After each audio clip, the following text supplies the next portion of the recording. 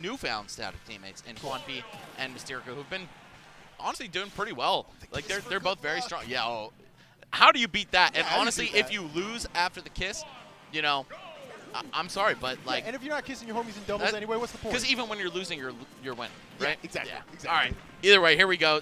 Me Whoa, whoa, whoa, whoa. I was expecting 2 Palutenas because Mystearica and Juanpi both very strong Palus, but we've got Palu and Me Brawler, and that's Juanpi on the Brawler. Cool. I believe, with the P tag, right? Yeah, it makes sense. I feel like there's a lot going on between Me Brawler and Mario. That's like a very interesting matchup. Then also, it never hurts to get in on Sephiroth. You got 2 Marios, right? You got 2 Marios, yeah. Right. Cheesy Mario and regular Mario, yeah, it's like who is fairly cheesy in his own right. Yeah. All right, here we go. It's a pretty even start. Just everybody kind of getting pieced up right now. But we'll see who's able to finally break through, find this 2v1 scenario, or maybe a little bit of ping pong. You know what? Before I misspeak, I want to say it's possible that Mystearica is on the Brawler, but very likely that she's on the Palu. Okay. Either way, Juanpi and Mystearica looking to just actually slightly pull ahead in terms of stage positioning and the stock. Yeah. That was excellent spacing, too. All right, we got Ned stuck at the ledge right here. Oh, the stage spike, though! Tech. All right, and now actually red team looking pretty good here. Ned hanging on to that first stock. Of course, nobody else can claim that right now. I do respect the chemistry between Sephiroth and Mario. You know, like that really is a nice combo. We've seen Ned go for a lot of action off stage, and right now we're seeing Wizzy hold down a lot of neutral and like get him in, get the throws. You know what's funny, Tony? I feel like Mario is the most iconic video game hero of all time, but Bowser is probably not the most iconic villain. It's probably Sephiroth. Yeah, I'd agree with that. And wow, did you see that, bro? Off the throw into the Me Brawler up B, such an early death for Wizzy. Yeah. Huge wins right now for Juanpi and Mystearica. Yeah, it's important to stay in it. Doubles, I feel, is so momentum-based.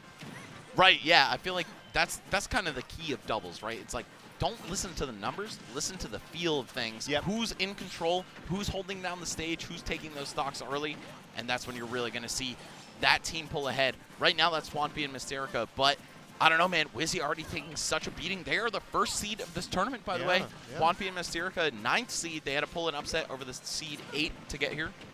Do not know who that was at this current moment, but you know what?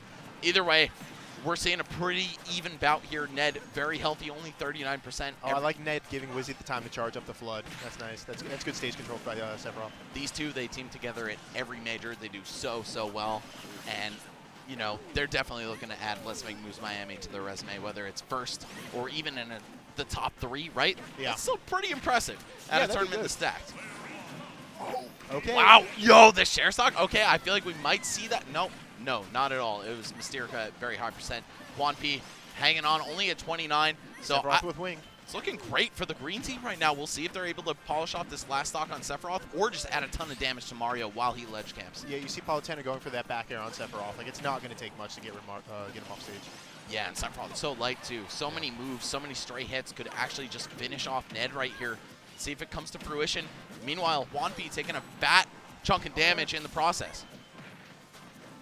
Yep, you see Wizzy putting the pressure, defending himself from behind, looking to get a conversion at ledge, not going to quite get it, but still pushing forward.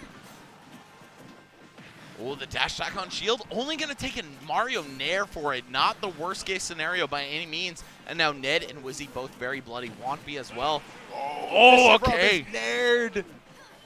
Oh, he was trying so hard to stay alive. Yeah, all right, does Wizzy have it? Let's see what he can do here. Mario can recover. Like, this guy's got recovery, so it is not hopeless. You got to get past the Palutena wall of bears, though. And there's... He's Jumpman for a reason. He is Jumpman. He's got some vert to him. There we go. Oh, okay, there goes Juanpi. Back on the table. The classic 1v1 situation here. Okay, let's see. Who's going to close this one out? I would say, you know, if you're looking at the singles bracket seeding, Dark Wizzy is the favorite, right? But Mystearica is so solid. She's been the #1 player in Indiana for so much of this game's lifespan. Let's see. Grab. Yeah, if you're Wizzy, you just want to slow the game down, not get hit by the wall of bears, and just take what you get. You know, slowly close distance on Palutena, and just get her out of here. At this point, you're both at last hit, right? The backdoor should not do it from this position on the stage. Oh, man, one ledge trap could have been everything. Oh. Wow, Dark Wizzy winning the 2v1. He's got it. He's got it. my God. And you can see a little bit of tilt on the side of Mystearica and Juanpi, right? And you see gratitude on the face of Ned. Right, Ned's like, dude, I knew I could trust him, man. You know, it's no big deal. It's all good. Wizzy exhaling the weight of the world off his shoulders. For real, right? When you win a 2v1, you just feel like a special type of Chad. Yeah. It's we were talking about momentum earlier. It is momentum. It really is. That makes the team feel solid at a foundational level. It's like, we can do this. And I'm going to say, I don't think Juanpi and Mystearica have been teaming as long and at as high of a level as Dark Wizzy and Ned have been for so many years. At this point, it's got to be like a full calendar year and maybe then some. I think they really found each other when quarantine ended and events resumed, right? Yep. These two started taking over the doubles game. And it took them a while to get started. They always were very good because they're individually such talented players. But, like, once they really decided, you know what, let's lock it in. Let's team everything. These guys have really reaped the rewards. Yeah, I love doubles, man. Same. It's, I would say easily my favorite format in Smash.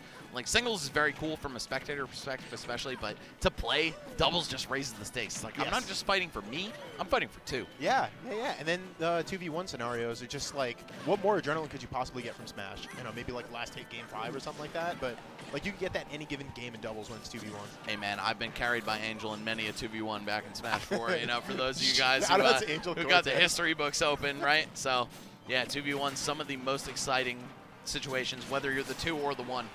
Excellent catch on the sweet spot dare by Ned, unable to get the kill on Me Brawler. Yeah, still hanging on here, 104%. I mean, this character, he's surprisingly bulky. Yeah. I think a lot of people don't expect him to be roughly Mario weight. I want to say, you know what? My knowledge is out of date. In Smash 4, Mii's were heavier than Mario. But in Ultimate, they've each received unique weight values, if I'm not mistaken. Either way, it's going to be Green Team taking the double death right there. Double death 2000. Getting that control. Ned surviving the wall with bears. Oh, with the parry and escaping the corner. Yo, this is a hot set, bro. Yeah, I'm going to say hot set alert already. Like, off the bat. Even game 1, it was so back and forth. Juanpi and Mystearica looking really, really good, dropping the 2v1. But, I don't know, it looks like once Ned and Wizzy find their footing, they're just such a force. I'm really enjoying a lot of the offstage stalls we've seen from Juanpi, yeah. Juanpi and Mystearica. They're really finding creative ways. Even Wizzy, we saw him use a flood just to like stall and hang out there. You would think in doubles you want to get back and back in the action as quickly as possible, but when you're dealing with a Sephiroth and a Palutena, like characters that are good to just run out there and punch you, it is pretty responsible play. Yeah, a lot of characters on the screen with great offstage game, right? Yeah. And I think that's going to be so important in doubles. Even though you don't typically want to go offstage, you want to like hold your cards close to the chest, right? Wait for them to get back.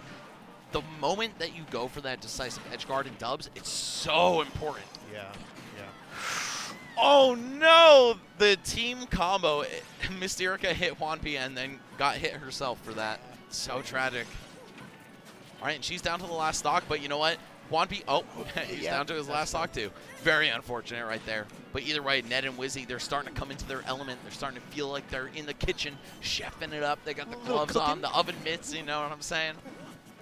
And I feel like this is a team that we can expect to go really far, right? Again, they are the number one seed of the tournament. I wouldn't be surprised if somebody ends up taking them out, right? Double seeding a lot less rigid than singles, but you still know who the top dogs are. Yeah, and I mean, it's being showcased by their gameplay too. Another thing I'm noticing is a lot of very clean openers. Like, you're seeing Ned go for those nairs, like, very responsible way to just have a quick option to open things up. Obviously, Palutena nair, she's just going to go for it no matter what, but, like... She's pressing that. That's for sure. If there's one certainty in this world, forget about death and taxes. Palutena nair, that's probably top of the list. Ooh, there goes Ned, though. Okay, Mystearica cracking through. Both teammates at 62%. Looking pretty healthy. Not the end of the world, at the very least.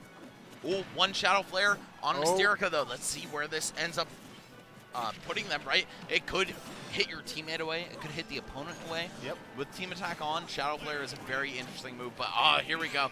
2v1 with the shoe on the other foot and 3 stocks in red team's favor. I'm going to say this one is probably a go next. Yeah, it seems like it. Yeah, I mean, the team composition is very sound. Like, so many times during this game, we've seen Ned just, like, short hop away back to center stage, team kill? Yo, Mystearica, you got these or not?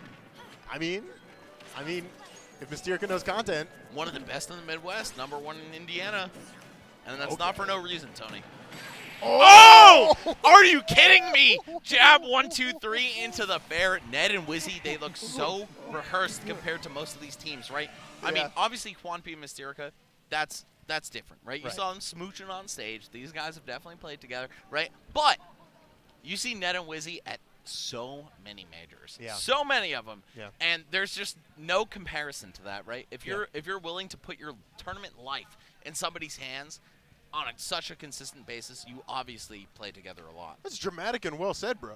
This is a good Hey, point. man, that's what the commentators are here for, right? We dramatize a little bit, you know. I'm going to let you guys behind the curtain, right? Yeah. We're trying to make this exciting for you and for us, right? We're trying to have a good time. Yeah. You guys are trying to have a good time watching this. Yeah. So, in case you're just joining us, welcome to the top 16 dubs of Super Smash Bros. Ultimate at Let's Make Moves Miami. I'm joined by my greatest friend in the entire universe, Don Tony. Might be an unfamiliar face to you guys, but certainly not to me. For 50% of my life, I've been seeing this guy like minimum it's on been a weekly basis. Yeah, high school was a while ago, yeah. It really was, yeah. We met immediately in high school, hit it off over the love of Melee. Yeah, Melee and Fire Emblem. Yeah. So, guys, I hope you're enjoying the show. We worked really hard to make Let's Make Moves Miami like the primo experience for both the attendees and spectators. I just want to give a quick shout-out to Duo Studios, Diamond and Domo, and their entire crew backstage. These guys are chads, man. I had to hold my tongue for a second. I had to think about it. But you know what? They're F-word and chads, bro. Yep. Yeah, no, this is a great time. And I hope, yeah, and Dark Wizzy himself showing up. You know what? Yo, Dark Wizzy, how do you feel about that set? Game 1 was kind of hot, bro. I'm not going to lie. Game 1 was hot. So the set is like, I actually didn't let them start PS2 because that team is fucked up with PS2. I don't know it's fine, man. They can barely hear you. All right, so they didn't want to start PS2 because your team is good there. No, we banned.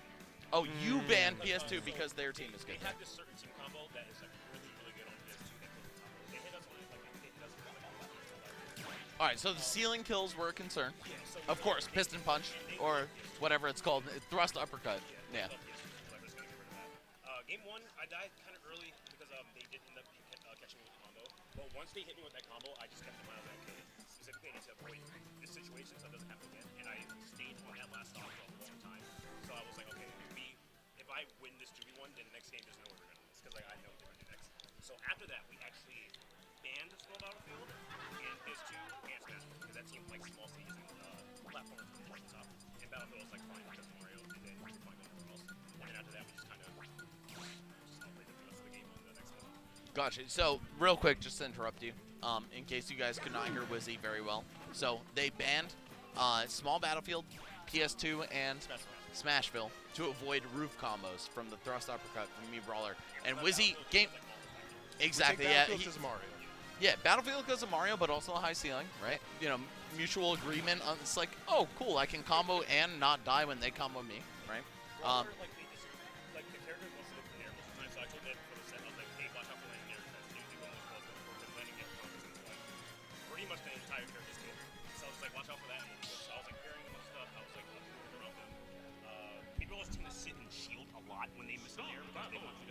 Trying to punish it because that's a little lag, and then Smash had to show whatever else we do.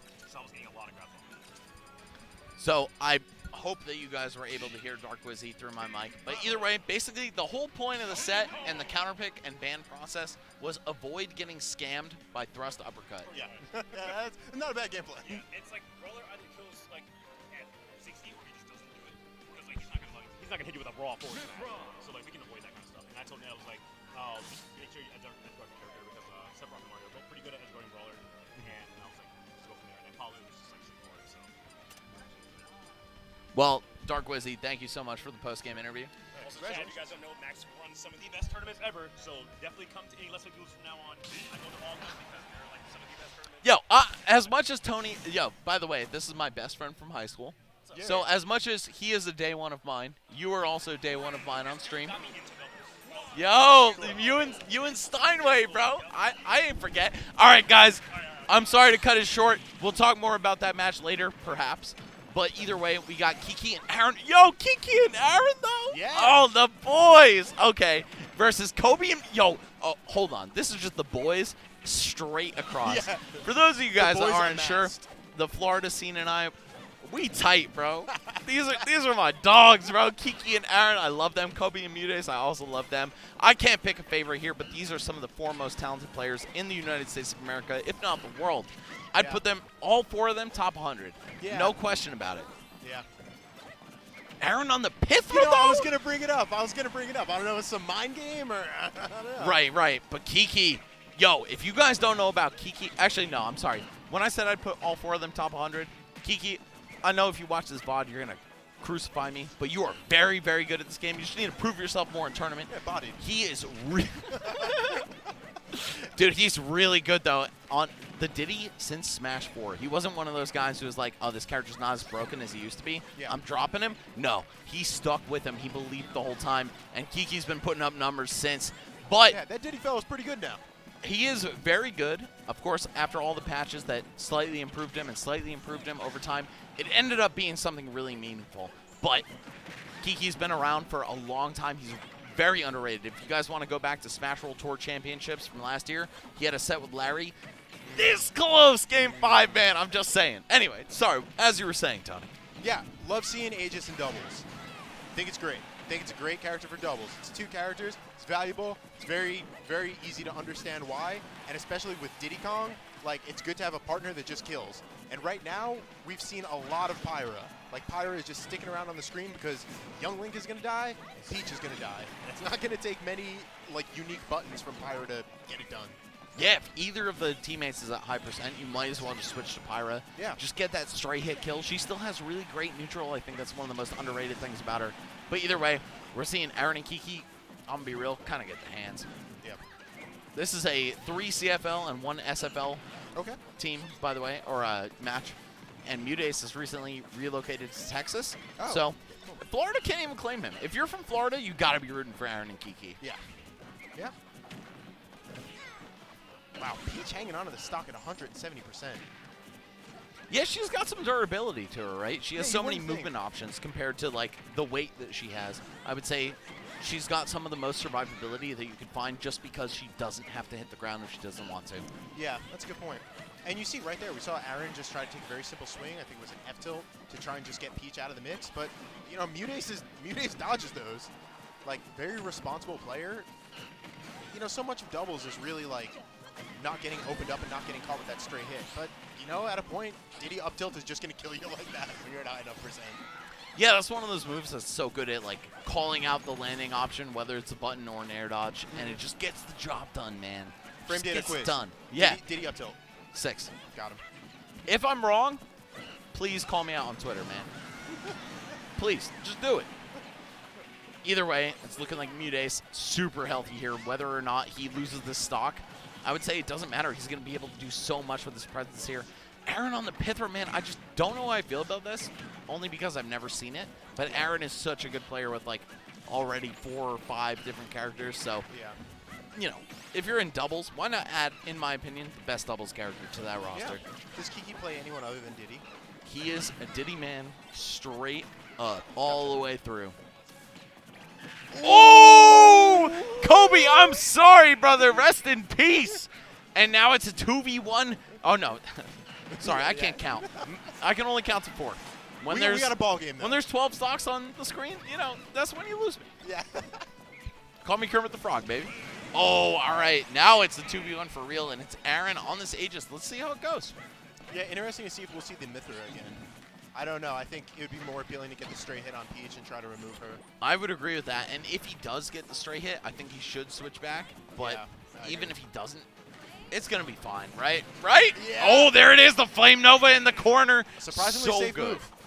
Bro, that move on shield, I'm sorry. If you're trying to trifle with that, you better have, like, one of the best out-of-shield moves in the game. Wow, jab Excellent. lock down smash. Excellent. Yeah, Yo. let him know with the F tilt. Mamba mentality, baby. Let's go, Lakers.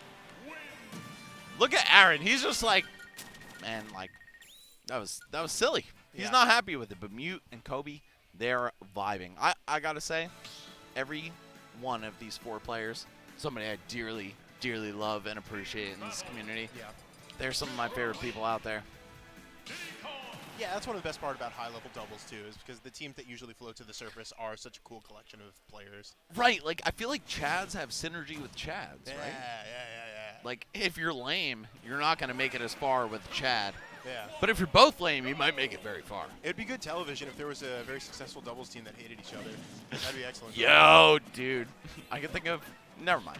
I'm going to just leave it at that.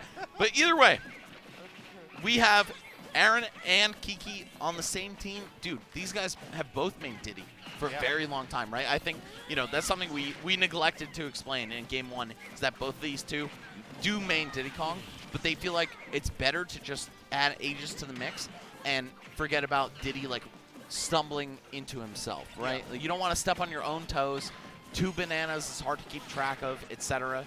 And you want to have a character that compensates for your weaknesses, if not exemplifies your strength. Yeah. Right? So, Well said. Pyra plus Diddy, very, very strong combo. And we see that right now, Kobe losing the first stock right here. Yeah, I really do like the team comp, you know, like despite them dropping Game 1. Like just Aaron hitting like max range up air to get that first stock, you know, it's like, it's good to have Diddy flipping around and being a little scrimblow, and then have their JRPG sword guy like swinging with range, you know. Diddy Kong, for any Better Call Saul enjoyers, Slippin' Jimmy himself. Got it. Yep. Totally. You've agree. seen Season 1, right? You know I'm about familiar Slippin' with the Jimmy. term slipping Jimmy. Yeah, that's more good than enough. I am Better Call Saul. Hey, man, I'll get you on that one day. Oh, my God! Almost Right dying there. at 64 from center stage. Are you kidding me? After the hit, by the way? Yeah, and then Aaron flown out there looking for the kill, too, and, like, waiting maximum patience. And taking one on Peach. Oh, dude. One of the most underrated things in doubles is Diddy's monkey flip jump. If you have a strong ground move, if you're, let's say, Little Mac for the sake of extremity in the example, you will be able to destroy stocks.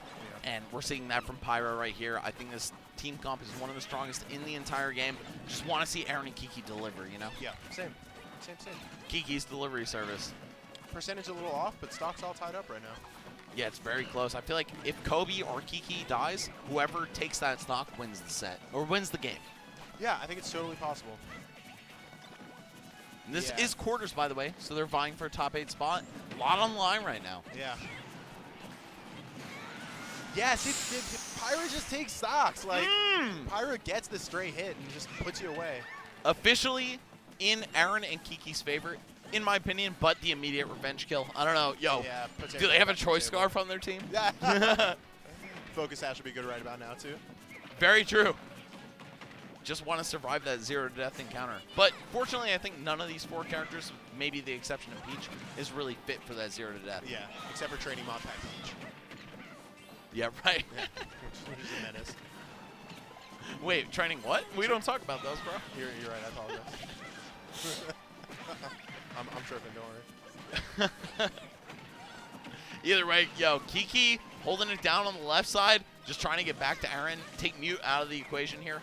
Mute and Kobe, man, I feel like these are 2 players that they deserve to be from the same region, because if they're teaming in an event like this, right, the fact that one is CFL, one is SFL, like, I don't know, man, you just deserve to have that synergy. They're Aaron and FL. Kiki, of course, yeah, right. You're 4 Florida members on the screen. That's good enough for me. And Muteace hanging on to that extra stock. Yeah, that's super important, right? The Yeah, that's only gonna player in the entire game with 2 stocks right now. If Kobe goes down first, you bet your ass they're going to see that share stock. Yeah. However. Quite the opposite. Yeah. I just want to see Aaron and Kiki take one for the culture, right? Like, Yeah, these so are do I. 2 amazing players. This is only best of 3, by the way, guys. We're only running best of 5 at top 4 and higher. So there's so much on the line in this game alone. It's very brave, upbeat by Aaron. Oh, there it is, the bomb to fair. Only fair 2, by the way. Yeah. So Kobe with the super late confirm. Nice recovery, but can he complete it? If I'm Aaron, how do I make it out of this? Just Mithras until you start feeling brazy and then dies Pyra. Yeah, probably. You got to find some way to finish the stock on Kobe. Okay, switching to Pyra for the A lot recovery. of intelligent recoveries. Yeah, I want to say as soon as somebody who's really, really keyed into the way this character recovers picks up Aegis, they'll do very well. But Aaron, who seemed to have that attribute, just falling a little bit short. Kobe and Mute one of the best teams in this bracket. I'll was keep very it a stack, bro. Yeah. Yeah, Mute was very good at controlling space in that game. Mute was very, very good at disengaging a lot of times, especially in like very scrappy in the paint situations. Mute knew how to get out of there, pull a turnip, you know, slow it down, get in with the nair, get out. It was a very impressive play. Well, either way, guys, that was a really good set. Yeah. It was close and competitive despite the 2-0. Yeah. But I hope you're enjoying the show here at Let's Make Moves Miami. I'm having the time of my life. Yeah, it's Today, incredible. you know, Friday's the chill day, right? Right, We got right. dubs, we got squad strike. We got volleyball, we got sunburn. Yeah. In case you couldn't tell how pink my entire face Yeah, we're is. fighting for our lives out here. But We did play in the volleyball bracket it's together. incredible. Yeah. Yeah. Dude, Tony and I in a bit of a doubles team ourselves. Yeah. But- True. Either way, guys, please, you know, spread the word. Drop the retweet. Drop whatever it is that gets your friends tuned in, right? I don't care how big of an audience you have, whether it's 20 followers, 2,000 followers, like, just share it out. You never know who's going to click it Yeah. and join us here for one of the most fun tournaments, if not one of the most high-stakes tournaments of the Yeah. entire year. Yeah, if not the most fun tournament, like, period. Like, we're in Miami. Like, it's hype. This There is are- very hype. All right, guys, I'll share with you this. There has not been a major in the city of Miami, Florida, since MLG Miami 2006. That was before even Boomer Max Ketchum attended a Smash tournament live in person. That was before even me and Tony met each other. Yeah, back in the Halo 2 days. Right, Yeah. exactly. Yeah. 2007 is when Tony and I met. 2006 is when the last time a major happened in Miami was. So, guys, please, you know, do whatever it is that helps support the event, whether it's sharing it to your friends privately via DM or just retweeting it on Twitter. We really appreciate it. I mean, it's taken a lot out of EMG to host this event, and we're doing it next year. By the way, shout outs to EMG. Shout out to Please, EMG. one of the main directives I would say of this entire event is to just make people understand that EMG runs the most chatted, most fire events of all time. If you thought it was cool being on Miami Beach, we also got downtown Toronto. We got midtown New York City. Yeah. Please throw us a little bit of support on Twitter, YouTube, and Twitch. You already know. You guys have been around Smash for a while. You know who EMG is. But in case you're just joining us for the first time ever, we're trying our best, man. We got 3 majors a year and maybe a little something else in the works. Ooh. And one of those 3, Ooh. tell them about it. Tell It's them about that it. guy. You've been there. You know. Look, this is the Big Apple we're talking about here, ladies and gentlemen. This is Big Moves 2023. Use code LMBM for $10 off this weekend only. You want to sign up? Now's the time. It's going to fill up. You're going to want to be a part of it. It's New York. It is so hyped. The New Yorker is incredible. I don't know if you've never been to New York, this is your excuse to go there. If you're from New York, and you're coming. And you're in the cut. You know what? I would say, especially if you're from Jersey, Yeah. you would know the New Yorker. Because if you live on the coast of Jersey and you look across the water, Giant red letters. giant red letters Yeah. that say the New Yorker, right? I would say everyone who lives in Weehawken, Hoboken, even probably as far north as Alpine, I bet you could see it. Yeah. Right? Like, if you're from Jersey or New York or even Connecticut, right? It's got to be like a 1-hour commute. You take that Metro North, you're right there in Grand Central. You can walk from there. Dude, the New Yorker's incredible too because it just has such a like grand New York experience too with the chandelier in the It lobby. does. Like it really presents itself like powerfully. Right, I feel like I'll show you guys, again, behind the curtain a little bit, right? If you're watching EMG events like Let's Make Moves Miami and Let's Make Big Moves, you might know us for our beautiful scenery. You see this floor, Yeah. right? This floor is no normal floor. This is an LED lit floor, which, by the way, can change colors, and we'll have that changing gradually throughout the weekend for you guys. But the New Yorker, the very iconic LMBM commentary shots It's where you got the classic. chandeliers in the Yeah, and the background. molding, Oh my it's- God. We try our hearts out for you, man. I'm gonna just keep it a stack. Smash community, like we really are out here grinding for your own enjoyment, right? So when you tune into the stream or when you come to one of these venues, you feel like you're getting the red carpet VIP experience, right? Smash is by the people for the people. You know, and one of the greatest things about EMG is that you feel close to the people. You know, and it feels like the boys. You It know, like, does yeah. feel like the boys. Guys, Yeah. I hope if you're watching, you know, we've had some kind of positive interaction at an event, but if we haven't, please come to one of these. Come to LMBM or LMM3. LM cubed. LM3. Yeah. LM cubed, bro. Pull up to one of these, man. I'm going to keep it real. Me and Tony, some of the most approachable people in the business, right? We're just regular dudes, right? Like we're just Just here guys for a good being time. dudes. Just Hell yeah, man. Yeah, you said it, bro. Either way, guys, I hope you're enjoying the show. That's genuinely all I want out of this entire weekend for both of us. You know, both us as one entity and the royal the us. viewership experience. Yeah. Right, the royal we. Yeah. Yeah. Hell yeah, bro. Well, either way, man. it looks like we're waiting for our next set to come up. We might That's- have a little bit of downtime. If you guys, by the way, want to tune into the side stream, it is on VGBootCamp. I see Zomba, and is that Goblin? Is that Zomblin? That's a good haircut of this Goblin. And Black Twins. Yo, dude, it's EMG plus, like, EMG Associates. I can't tell who. EMG and friends. Oh, Black Twins and Grape. Yo, Black Twins and Grape versus Hype. Zomblin? Zomblin. Zomblin. That's a sick set, bro. So, in the few seconds that you have until our next match over here, we got a great set on the side stream. Let's keep it real, man. Yeah. If you're not watching in squad mode, what are you doing? I couldn't tell you. You know what? I'm gonna take this moment to shout out the artistic direction of this event, Bro. because you really can kind of see the stage behind us. But like, you want to talk about hitting a theme, like, you know, we were just talking about like the majesty and the grandness of New York. Like, now seeing the same production team take on Miami, you know, Actually, a different production team. So, Gaming. at LMBM, Yeah. we have House of 3000. Right. God bless their souls. Absolutely love them. Some of the hardest workers in the entire community. But I can say the same exact thing about Duo Studios, Cool. who's down here. They are local to Jacksonville, if I'm not mistaken. It's Diamond and Domo, two brothers. I believe they're twins, actually. They have been at it for so long. You guys might know them formerly from MVG. They're putting in so much work over there. But, yeah, man, it's just been a treat. Yeah, and you know, thank you for checking me on that shit. No But, like, problem. yeah. Yo, guys, please excuse Tony. You know, this is Yeah. my high school BFF, bro. I don't care how much he knows about the scene. Yeah. I'm gonna put him on my tournaments, man. Had the time of my life. You think I care about commentary politics? Hell no. I care about hooking the boys up. I care about having a good Boys. time. Yeah. That's EMG.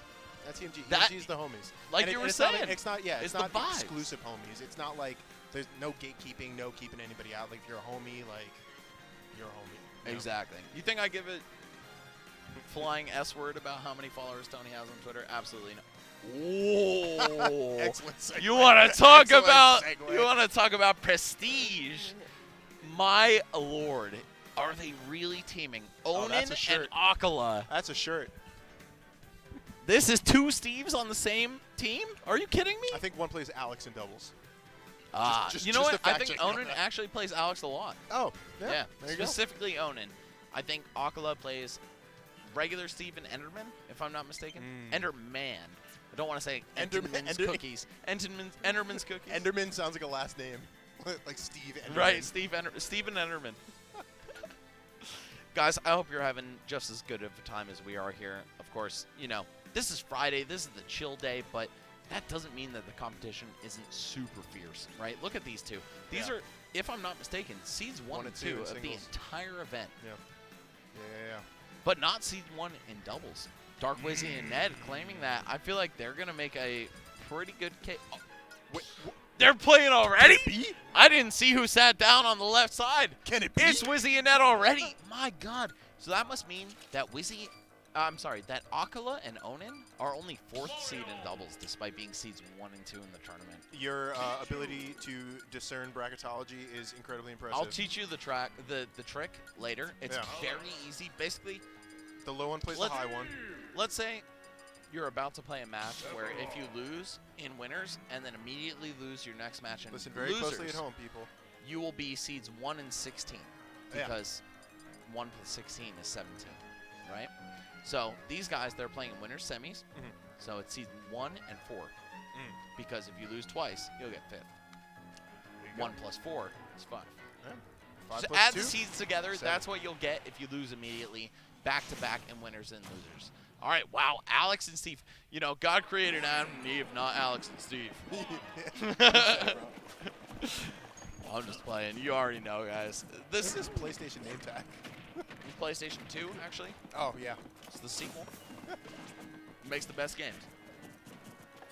All right, either way, yeah, dude. You know what? I want to say Onin's tag reminds me of What? Paper Mario 64. Oh, yeah. Dry ruins. Yeah. Dungeon. Yeah. I like that. All right, either way, back to the match. Yeah. Wow, my God. Onin, I assume, getting dusted right here. I'm going to try to do a little recon and see which one of these two is on the ... tag. But I'm going to bet like $1,000 it's acola. Dangerously close to just going with Alex and Steve. It's funny, you got Fighter Pass 2 and then Mr. Video Game himself. Double Fighter Pass 2. Fighter Pass 4.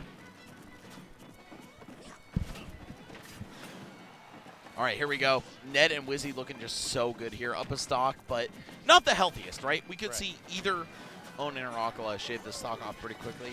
Yeah, and Sephiroth wing is such a variable too, you know, it's like, it's going to accelerate a match one way or another. Oh my god, almost a double kill right there. Double KO, and we're not even playing Street Fighter. Facts. Crazy. All right, Ned and Wizzy looking like they kind of found their footing here, but their lead is not too sizable, right? Ned being on such a light character. Oh, that was are you serious? You can use Sephiroth as a weapon too if you go into the back throw, right? But looks like Onin and acola totally ready for any kind of throw mix-ups here. Wow, the beat just raw, just straight up like that. Man, having a block next to the platform like that just makes situations so hairy so quickly. Yeah, why not throw the minecart out? There are people in the corner, let them deal with the minecart. The Excellent dash attack? timing by Oh! Wow. Dude, he just ran off and up-aired everybody. He didn't care. Yeah, Ned's on one this one. He's riding, bro. Yeah. Yeah, and, you know, it's like, in theory, you want to believe that Sephiroth takes out Steve. You know, it's like, as a boomer Sephiroth enjoyer, you know, like, you want to believe that you just keep him out and poking him. And Ned does that, or has been doing that so far. Yeah, back in the day, this used to be considered like a rough matchup for Steve, right? But I feel like people got so good at playing the character that it almost doesn't matter. Yeah, and I think very simply, Sephiroth dies and Steve kills. You know, pair that together. That's and a great way to put it, man. That said, team synergy will win over everything. Ned and Wizzy, 3 stocks to 2. It's not the biggest lead I've ever seen in my life. I've been doing this a long time. I've seen people lose from this situation. But I do feel pretty confident in their double synergy. Meanwhile, acola and Onin, definitely the first time they've teamed, and definitely a language barrier. Not that they're really talking verbally too much throughout the set, but there are those moments, right, where it's like, yo, get me right here, like, save me, or go get this guy, right? And there could be a slight lapse in communication between them. Oh, man, that minecart between those walls could have been scary.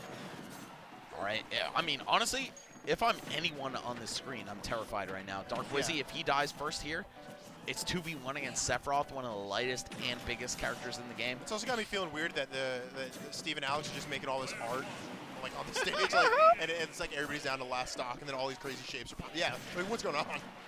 Yo, Frida Kahlo in the building right now. Oh, all right, well, here it is, the Steves with the 2v1. You're going to see that anvil fall off. No, unless Ned just thwarts that plan real quick. Yeah, I'm really enjoying Ned's Steve counterplay. Do you see how many anvils there are? I'm terrified. Personally, I'm losing my mind. Oh, but it doesn't matter. I'm building walls. If you're double Steve and you drop this, you know what? I would say something mean, but I love both Onin and acola individually, so I won't. Yeah. I won't do it. Yeah, you know, oh my God, look at the bounce. Look at the bounce. Oh, there it goes. Ah! He did it. He did it. Bum, bum, bum, bum, bum, bum, bum, bum. Maybe Sephiroth doesn't beat Steve. Maybe he beats Steve's. Ooh, true. He only beats them when there's 2 of them at the same time. Maybe a Steve is like a decimal, right? So if you multiply it by itself, it actually ends up lower. You said it, bro. A little quick maths for you guys. Yeah, math Twitch chat is going crazy right now. You're gaining a lot of math True. followers. Yo, Twitch does math. I'd be terrified, personally. I trust them more to play Pokemon. Oh, yeah, that's true.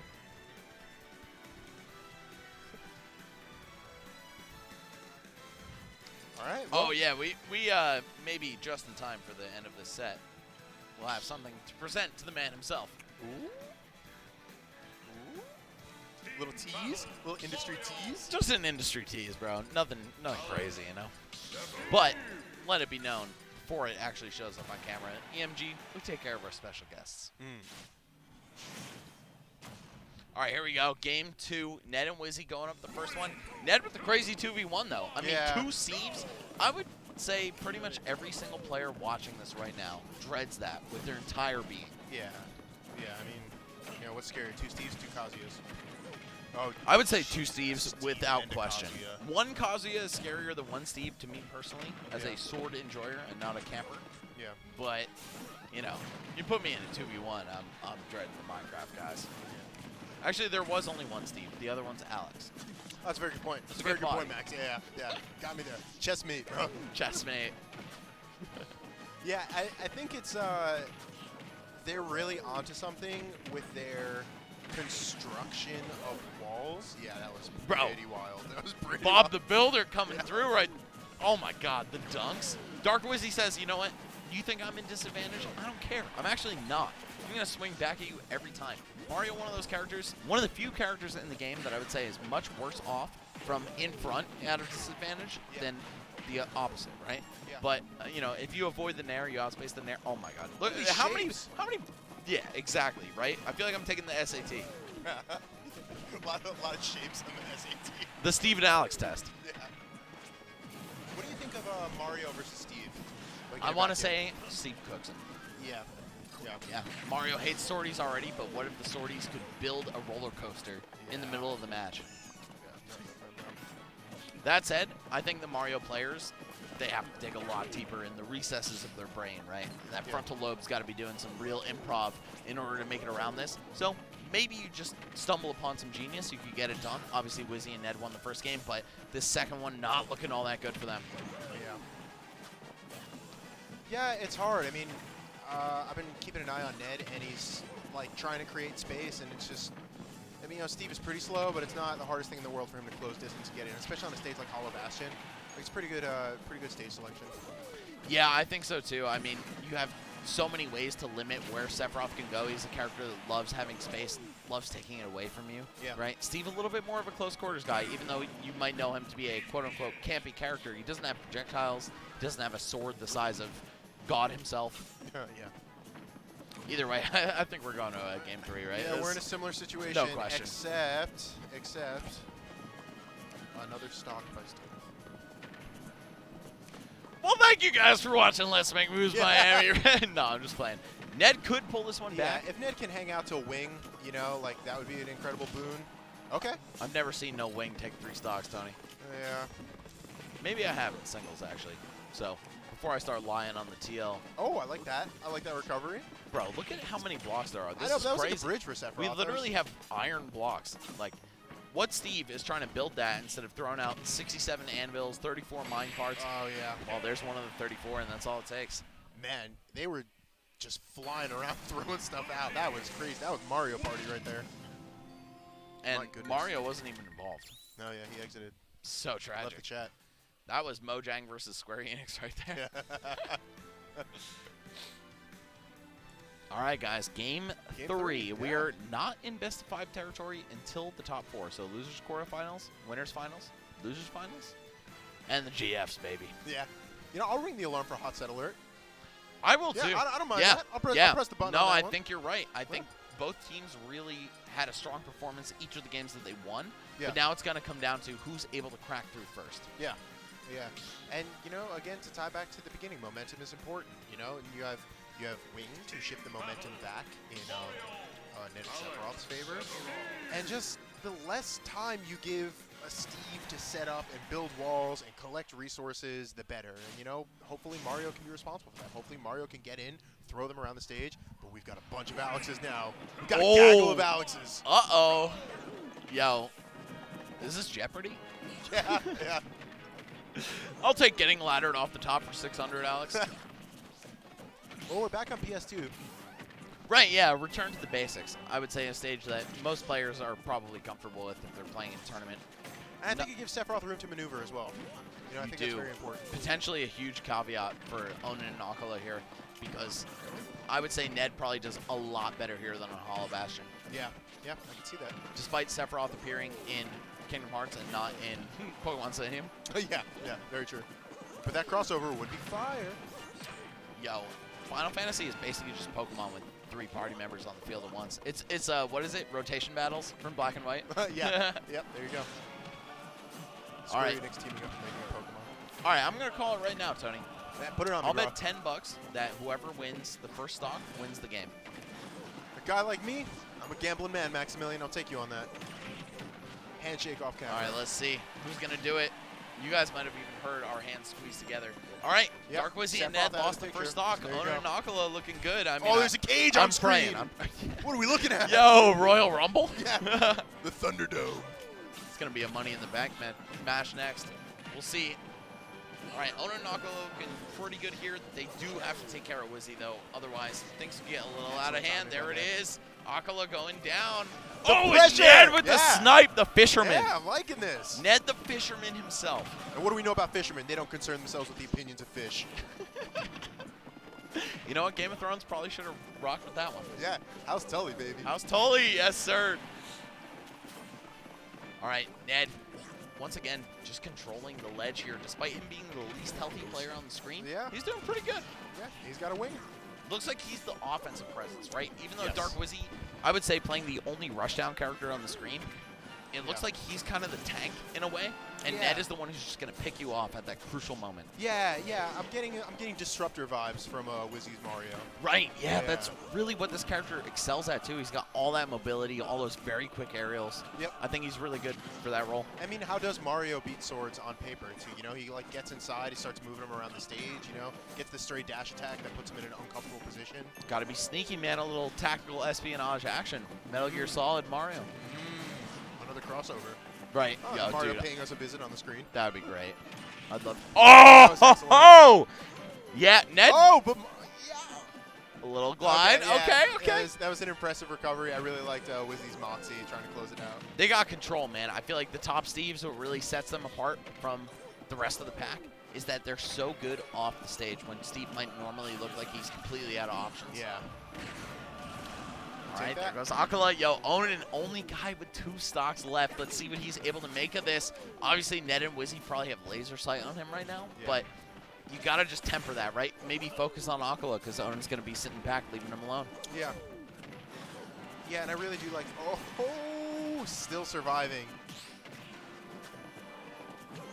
Yeah, so many creative recoveries.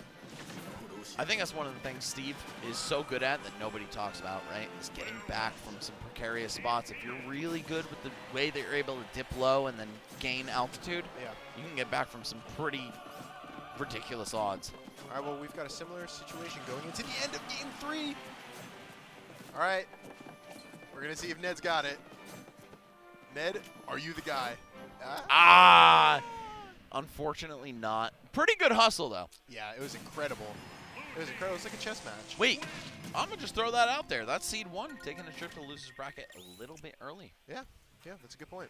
What Steve will do to a man. That is what Steve and Alex, and then Alex and Alex Yeah. can do to a man. All right, well, guys, again, hope you're enjoying the show here at Let's Make Moves Miami. We just saw a pretty fire upset. I mean, but it's so complicated. There's so many layers to this, right? Dark Wizzy and Ned, #1 seed in doubles. But Onin and acola, #1 and 2 seed in singles. Yeah. So does that potentially put a stop to the argument of, like, does team chemistry matter more than individual skill? If you ask me, certainly not. But May I submit to you Minecraft Steve? it's been submitted, and Rest I my want to case. say, you know, HR is reviewing it. Yeah. They approved. They approved it. Yikes. Well, either way, guys, Yeah. that was winter semis. One of the sides. We got Yeah. another one coming up for you, though. Yeah, it was incredible. Who do I see? Oh, never mind. I was actually lying on the timeline. It's going to be Oh, yeah. Juanpi and Mystearica Mystearica, yeah. on their losers run now. So Cool. if they've made it this far, I'm quite sure that they are within the top 8. Excellent. Yeah, they look like they deserve it. Do you think we see the Me Brawler again? Or are we getting double Yeah? Yeah. I think it's Brawler and Palu. I think Double Palu, very good team. Yeah. Right? And when you're making a doubles comp, oh, sorry, I got my water just right in the camera. How unprofessional of me. Let me drink it all. Sippy, sippy.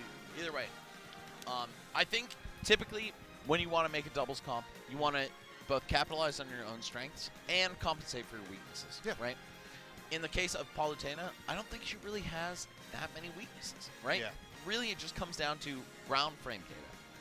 And is it worth deviating from your main to have better ground frame data versus the other strength/weaknesses of Palu? I'm not sure. I think Double Palu could get it done, though. Yeah. Do we know who they are playing against yet? Oh, it's Wonderbread and Tachyon. Oh my God. I got a couple games with these guys to warm up. They are cracked, to put it simply. It's going to be Pikachu and either Roy or Little Mac on Wonderbread's side. Yeah, Tachyon, a Pikachu main since the jump, since Smash 4. I want to even say since Brawl. Yeah, wow. And then Mystearica and Juanpi, you guys saw these guys take the stage earlier, and they were doing really well, but they just couldn't pull out the win. Yeah. Still a very strong team. Yeah. All right, in a vacuum, what do you think about Mii Brawler versus Pikachu and Rats? I want to say I would give the slight edge to Mii Brawler. Kind of feel that way too. Yeah. Yeah. A little, What's your grabby, thought process? A little grabby and get in, and you know, like it's like low enough. Mii Brawler strikes me as a bit of a Scrimblow killer. Yes, I agree with that. He's got tons of kill power. He's got that Mario Nair, that like Fox-esque back air that's just like good normals, right? And Pikachu, I feel like he's got all the speed, all the tricks, all the combos, but if you can't get in, if you can't crack through that wall, that's when this character really struggles. Yeah. So, I don't remember what Mii Brawler configuration was being used, but is there a situation where Mii Brawler's recovery increases or decreases based on their, like, button composition? I don't recall seeing Juanpi to use down B at all, but I will guess that it's the flip jump and flip kick. Oh, cool. Yeah, which that's important. Far and away the best one, in my opinion. Yeah. The up B is thrust uppercut for the early kills. Right. And then the side B is the command grab. I also don't recall the neutral B, but it's either shot put it was the it's the rapid one. punch. Yeah. Okay, gotcha. Because he had a very nice B reverse off stage on a hollow bastion that he used to recover. Well, that's another amazing move, right? Shot put kind of controls the neutral. That rapid punch, which I'm sorry guys, I don't know the name of all the Mii moves. No, whatever that one is. Yeah, no idea. The punch. Big CBA vibes. Whatever that one is great in the scrambles, it's great out of disadvantage, and it's great at catching landings. So we'll see. Juanpi and Mystearica, can you guys take down Tachyon and Wonderbread? Very underrated team. I will say this right now. 2 North Florida Titans. Cool. They don't make it out to all that much, but having a major in Florida, you get to see some of these deep cuts. Yeah, these I like are the really showcase. good players. Oh, I like that dare. All right, pretty even scrap in the beginning of things, I would say. It was looking in favor of Tachyon and Wonderbread at the beginning until a little bit of friendly fire right there. Very hairy. Yeah, Roy has a way of getting hit in finding some situations. But he could also do that and just send you off stage. These are 2 doubles OGs, by the way. I would say, if I had to take a guess, both of them have teamed a lot with Rio, another former North Florida legend who's since retired from Smash, actually fairly recently. But yeah, no, these are 2 really strong players. Mystearica and Juanpi holding it down for South and Central Florida. I'm going to just say South Florida. So NFL versus SFL. This is what you came for, guys. Yeah. A Florida major. What would it be without some really talented players from down here? Yeah, it's exciting. It's very, very exciting. Whoa. Yep. Roy has buttons. He's going to press him. Lands in front of you, hit shield. You know, perhaps he'll continue to press him. You paid for those buttons, bro. Yeah. Might as well press them. Shout out to Dak, bro. Shout out to Dak. Yeah, I like Roy at ledge, like that. I think that was a good situation to be in. Yeah, I think Roy is just one of the scariest characters when you're on the ledge, right? There's so many ways he can just find a stray hit, take care of you, get it all done. And it's valuable to just like kill people in doubles too, you know, like on that pyro flow as well. Exactly. I think the characters that are good at closing out stocks really elevate their position on the tier list in this format. Yeah. Doesn't quite get the tier. Very responsible back air by Pikachu. Yeah, yo, Tachyon is just clean with it, man. He's simultaneously a stock tank and like the most aware partner you'll ever have in your life. He's always there to back Wonderbread up when he gets hit, punish the opposing team. Just super clean stuff. And I want to say, by the way, before we get deeper into the set, North Florida, one of the most underrated regions in the country. I feel like they don't get as much pop as CFL particularly. And I think even SFL kind of has a little more visibility. But, man, North Florida's good. And they're showing you why right now. Mystearica on the last breath of her second stock here. And I feel like if she eats a kill move right here, which, oh my god, you're lucky to get away with that down throw. Wonderbread coming right in with the forward tilt. Not going to pan out, though. Okay, this is still anyone's game. Yeah, this one's a scrapper. This one is certainly a scrapper. The up air is going to take it. Oh, that's very Mystearica, good you are decision. so greedy, Yeah. girl. I don't know. I don't know if I could co-sign that one, Really, I but liked it. I I like liked the it. effort. I like the Yeah. effort, right? Come on, get Roy off stage, get rid of him. My heart wants to co-sign it, my brain doesn't. Yeah, I understand. Oh! Oh, the up smash connecting. Bro, like I said, I was just playing some friendlies with these guys in dubs. Wonderbread, just as much of an up smash enjoyer as you, Tony. I do like that move. Yeah, it's a good It's one. got fire. That's exactly what makes it cool. Yeah. All right, well, they've shown up. This is, yep. That's enough. That's enough. Well, Little sip- game one going to yellow team. Yeah. Yeah. And you know what? I'm going to say right now, if you play Pikachu or Pac-Man, you better play on the yellow team. Like, come on. Yeah. What are you messing with my eyes for? I can't see. I Yeah. can't tell who's who if you're yellow, but not on the yellow team. Yeah. It's like having a Sonic on red team.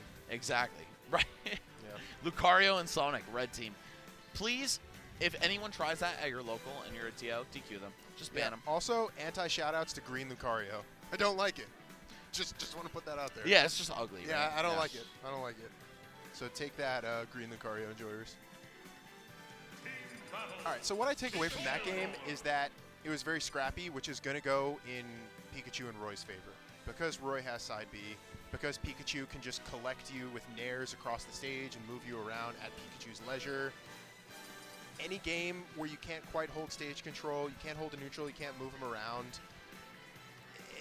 the stray hits are going to kill. You know, Roy's going to get you in a situation where you get hit into the up smash like we saw and you explode.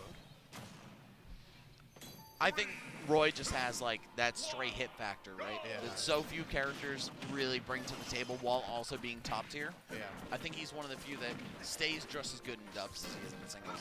Yeah, we were talking about disruptors in last game, and I mean, I don't know who does it better than Pikachu. Bro, quick attack from full screen? Are you kidding me? Yeah. Thunder Jolt? Just Yeah. tracking along the floor? Yeah, if it doesn't hit something, it's going to hit you. Yeah, there you go. Just Tachyon teleporting around stage and just creating uncomfortable situations for Palutena.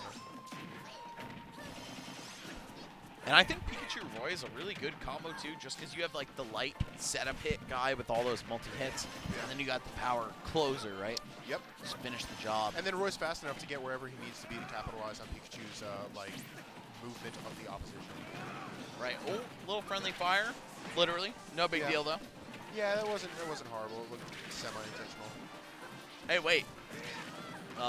You owe me $10 for that Yeah, acola I and know, Onin I side know. bet. I was It's gonna okay. bring it up, but then you started talking about the event, and it got like real for a second. So I You were hoping I forgot. no, I wasn't gonna understand. interrupt and be like, yo, by the way, I owe you $10. Oh, we see the up smash out of shield from Mystearica Oh. right there. Oh! Oh, and it's all for naught. My Friendly God. fire into spice. Damn. Tachyon right back on it.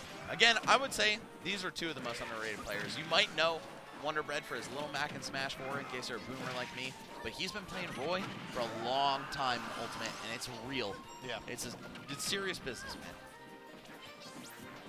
You know, I'm seeing a lot of responsible play from Mystearica and Juanpi, not really going off stage to close out the stock. And against Pikachu, that's not going to be advised, but I do think that sometimes you really need to remove the Roy and just like, you know, if you're Paulo, just drop off a narrow.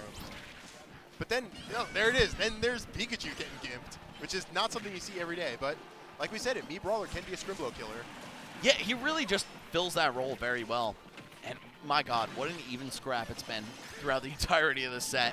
And even though Tachyon and Wonderbread really pulled ahead and showed what they got last game, I think this one's a little bit more exemplary of the vibe between these two teams. Cool.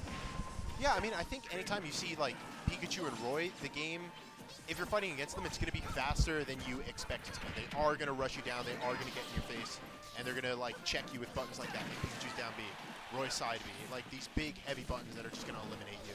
Yeah, being a light character in dubs, I mean, sure, you've got great neutral, you have all these multi-hits, as Pikachu specifically, right? But sometimes you just fall short in the survivability category, and it's looking like Tachyon and Wonderbread are paying the price right now.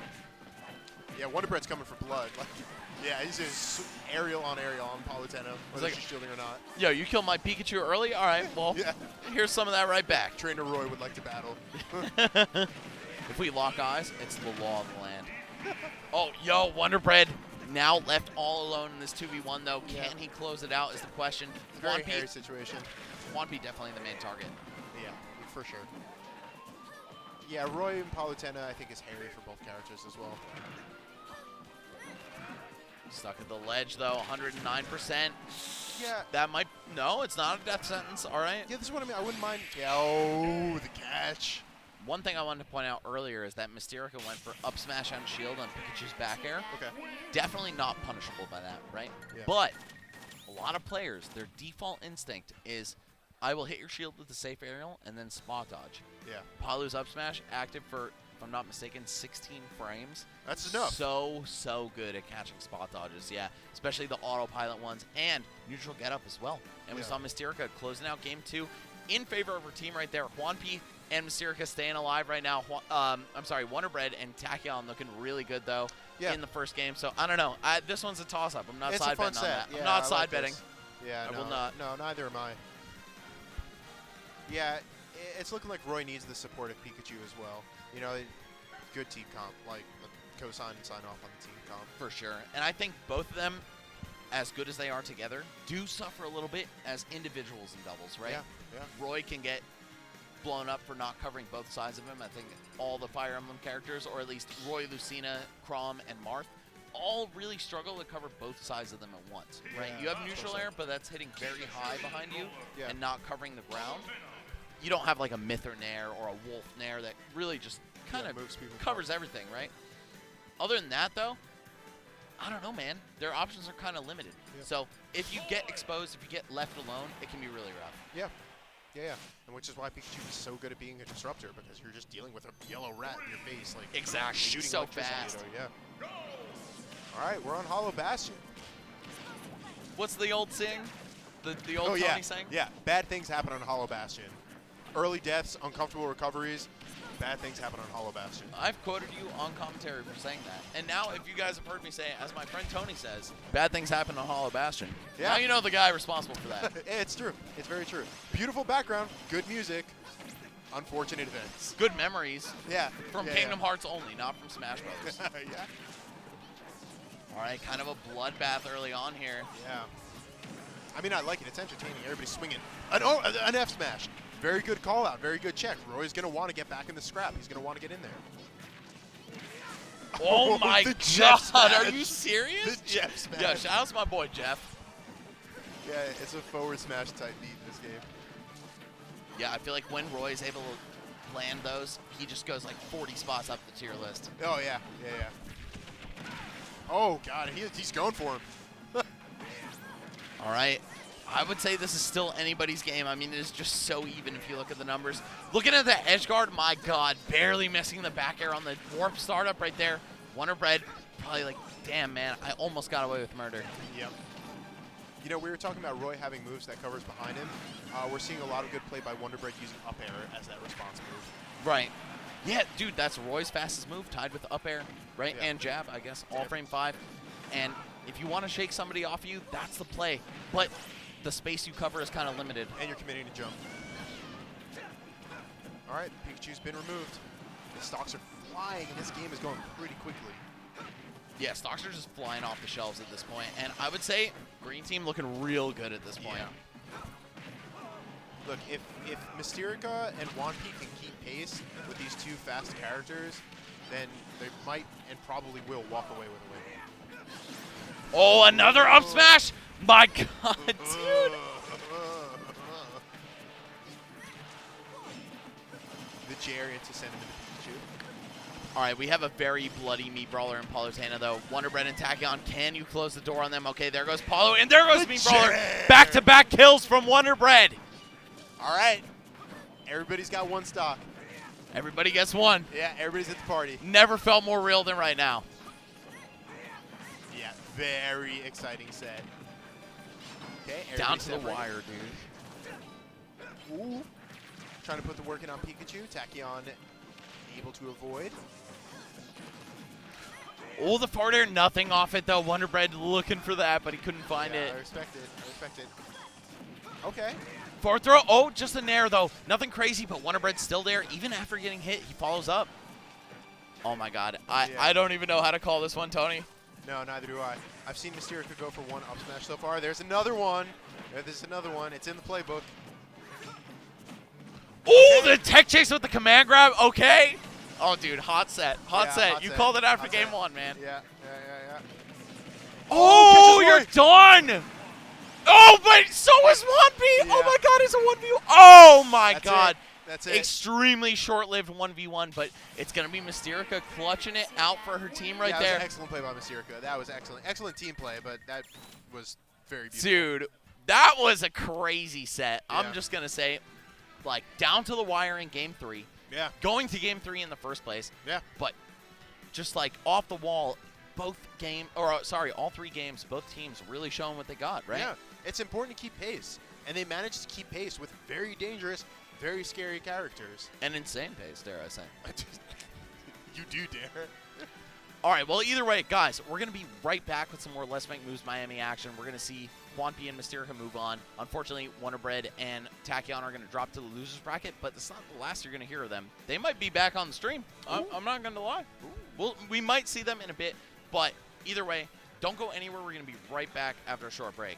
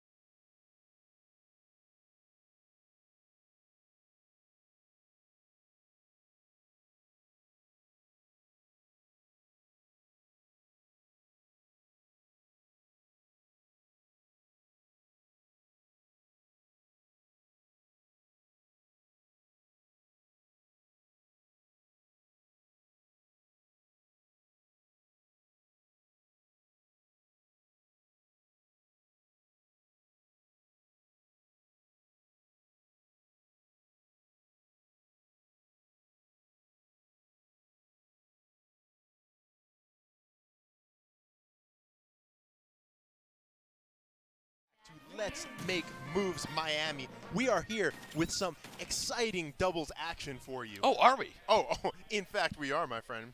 We've got Max Ketchum, Don Tony. We're bringing it in for you guys for some exciting losers bracket action. Hope you guys have been enjoying it so far. Guys, me and Tony, we go way back. Yeah. Way longer than the Let's Make Moves series. Let's Yeah. put it that way. Back to 07. About 5 times longer than, Yeah. or no, I guess 4 times longer than the Let's Make Moves series. Oh, look at the smooch on screen once again. Mystearica and Juanpi trying to say love wins, baby. Love wins. They're Love will trying to take it prevail. over right now. And you know what? That last set, they certainly did just that, defeating Yeah. Wonderbread and Tachyon, 2 really good players. Yeah. Okay, wow, we're seeing a character change from Kobe.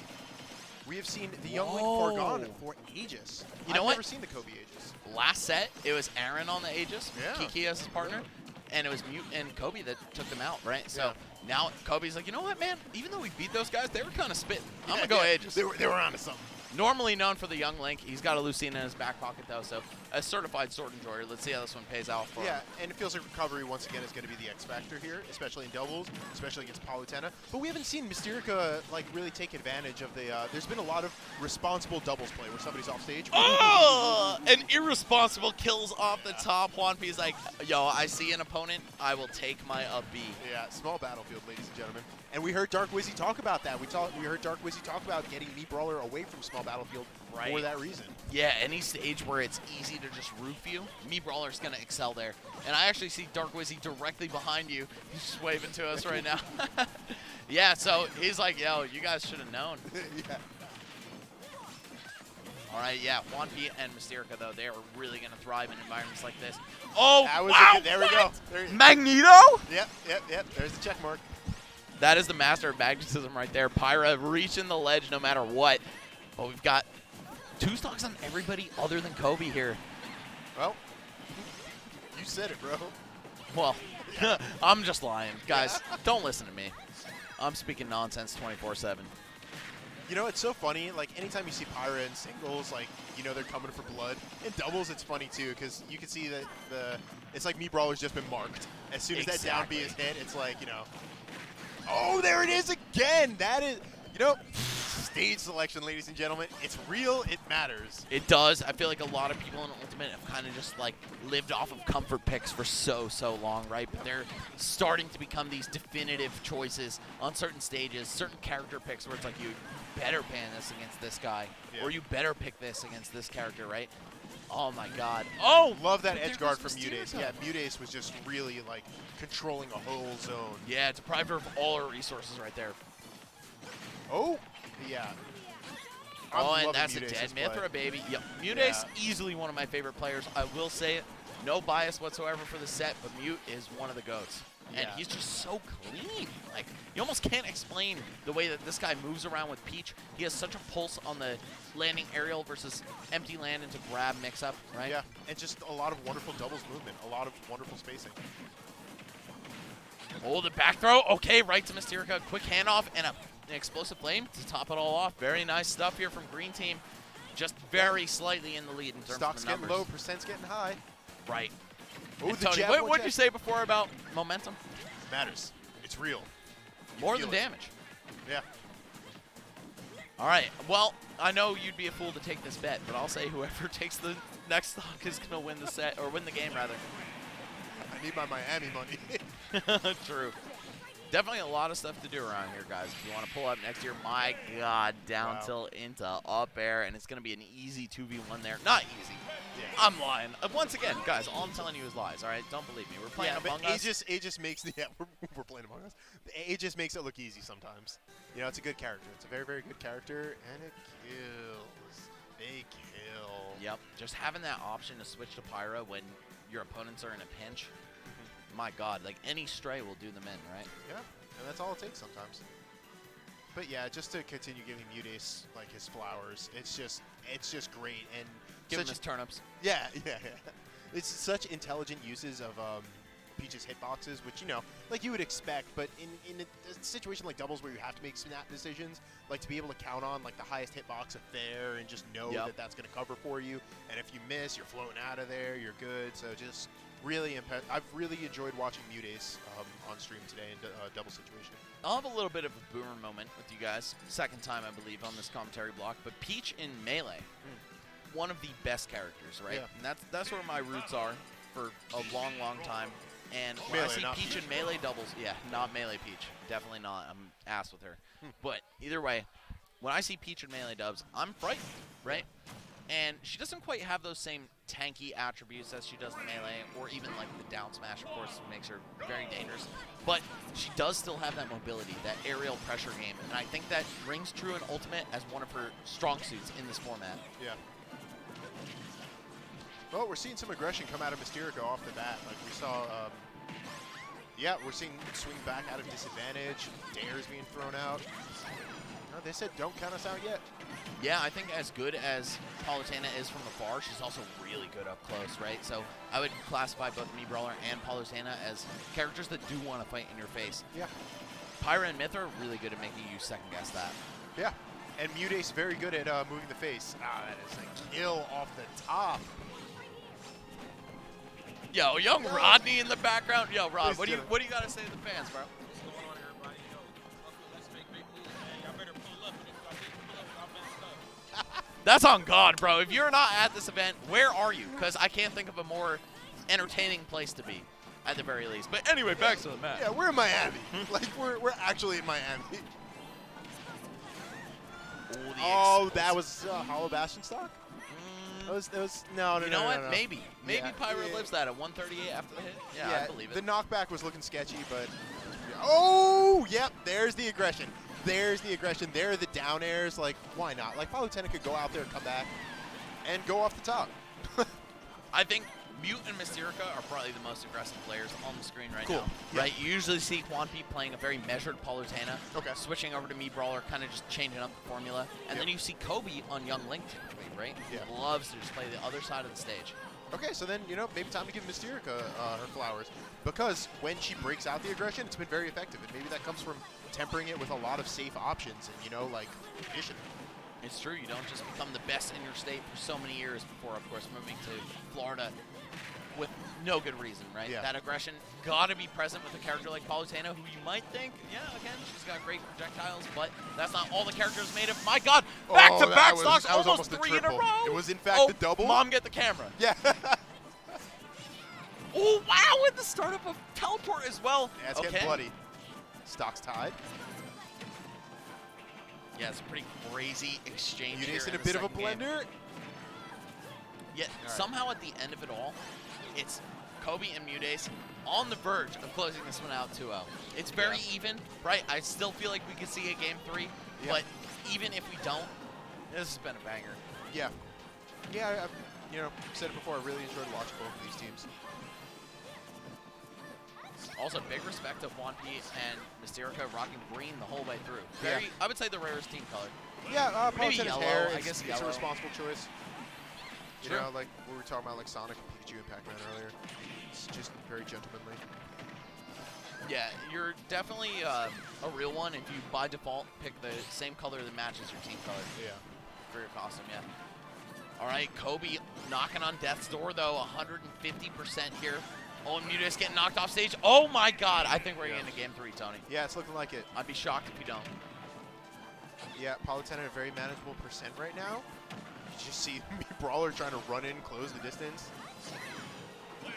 Oh, hold so good up! at fighting back. So good at fighting back. All right, Muteace, though, one of the best in the business. I would say if this was 3 stocks, 0% each, Muteace is the favorite to take it. But Right. Mystearica has stage control and a lead. And a back throw. Yeah, for real. Even if it's not going to kill, it's still going to put you in a bad spot. Oh. Oh, the Yeah. last hit. Yeah. Just yeah. tickling that shield. It's the multi-hit mix-up, It's like in a tense situation, you're ready for one option, and then the hitboxes keep going. Oh, I like that. I like that. I like that. I really like that. All right, this set is going the distance, Tony. Yeah, that was excellent. I think that was, it's really taking advantage of the moment. I think it was a very tense, kind of, sort of last hit situation. And then what do? You put the big buttons. You up tilt on shield. You throw out the explosive flame to catch the spot dodge. And it's like reading the moment and being one step ahead. It's like knowing what the moment is, knowing the shot. It's a vibe check. It's a vibe check. And Mystearica was in control of the vibe check. Muteace failed it. Yeah. Yeah. All right, last game of this set. Guys, we've had a good amount of game threes, by the way, throughout this block. Really competitive field remaining in the doubles bracket. And I'm also loving the amount of Florida talent we're getting to showcase here. We've got Muteace, originally from Florida, since relocated to Texas. Kobe, repping CFL. Mystearica, originally from Indiana, but now relocated over here to Florida. And Juanpi, longtime SFL Chad. This dude has been at it for a long time. By the way, when Banjo was new and exciting, this guy was one of the best banjos out there. Hey, I think a lot of people forgot that. And a lot of people forgot banjos in the game. Right. Yeah. Right. I would not exclude myself from that category. Yeah. I bought Ultimate because of the Grinch leak. It had Banjo in it. So, you know. Thank God that one was real. Yeah. Yeah, yeah. My N64 ass would have been very disappointed. Okay, Young Link is back on the screen. Ooh, all right, yeah, making the re-entrance here, or the first entrance, rather, for this set. All right. Yeah. The Pythra, I don't know, it was doing pretty well. I mean, this, I didn't have a problem this with has been a very close set, right? But just switching over to Old Reliable, we're going to see Pretty in Pink, Young Link, and Peach versus Me Brawler and Palutena. I mean, how many times have we seen Kalos? So very few, if not Yeah. zero. It's a stage that a lot of people don't typically like to play on. It's very big. Yep. You live for a long time, a lot of potential to camp, but I don't know, maybe Kobe and Mute set up Juanpi and Mystearica to forget about banning this by playing Pythra, right? Yeah. It's like, well, they're not great on this stage. I don't think Young Link's coming out. Oh, no, he definitely is. Yep. Yep. And I like seeing a lot of aggressive offstage play, which is what we've seen so far. Like Juanpi's Bear on Palutena was just so nice and so clean there. And then this stage also gives you enough like opportunity to create space and reset the neutral, which, you know, we see Muteace being so good at, just like taking time, and getting his distance, and getting his space, and getting his turnip. Yeah, I feel like Mute with the turnip, pretty dangerous. I mean, Peach is one of those characters who can combo you to pieces with or without her little X factor, but once Mute has that, I feel like he's a little more comfortable, even though his team is bleeding out pretty bad. Kobe, I don't think the switch to Young Link has benefited him at all. I would say Pythra is just so strong in doubles, even if it's not your main, probably worth your time. Yeah, I'm seeing a lot of Juanpi cooking this match so far. Like, even at high percent, like, he's engaging. He's getting in there, he's punching in, like, he's getting in on Young Link. Yeah, Oh 163 my still God. living. It was so hot for Mystearica right there. I don't think she would have died from any of those hits, but just like being able to air dodge both of the red team right there, so clutch. That's so much bravery at 163. Ooh, okay. I like the explosive flame too, staying saucy without even having to go off stage. Ah, very good effort by Muteace. Very exciting. All right, looks like red team's got a lot of control of the stage, okay, but that turned explosive up flame. Yeah. I like how for Palutena she doesn't have to risk hitting her partner on the travel path of her projectiles, right? She'll just go straight to the end point. Oh, and there it is. Oh my God, immediate revenge kill, bro. Choice scarf for Young Link. Yeah. Yeah, Juanpi was cooking. Really, you want to talk about making the most out of your stock. Yo, hold the phone, Tony. This might be the end of the road for Muteace and Kobe. Mystearica and Juanpi looking so good. Two very healthy stocks to only one on each of their opponent's side. There's the flip kick.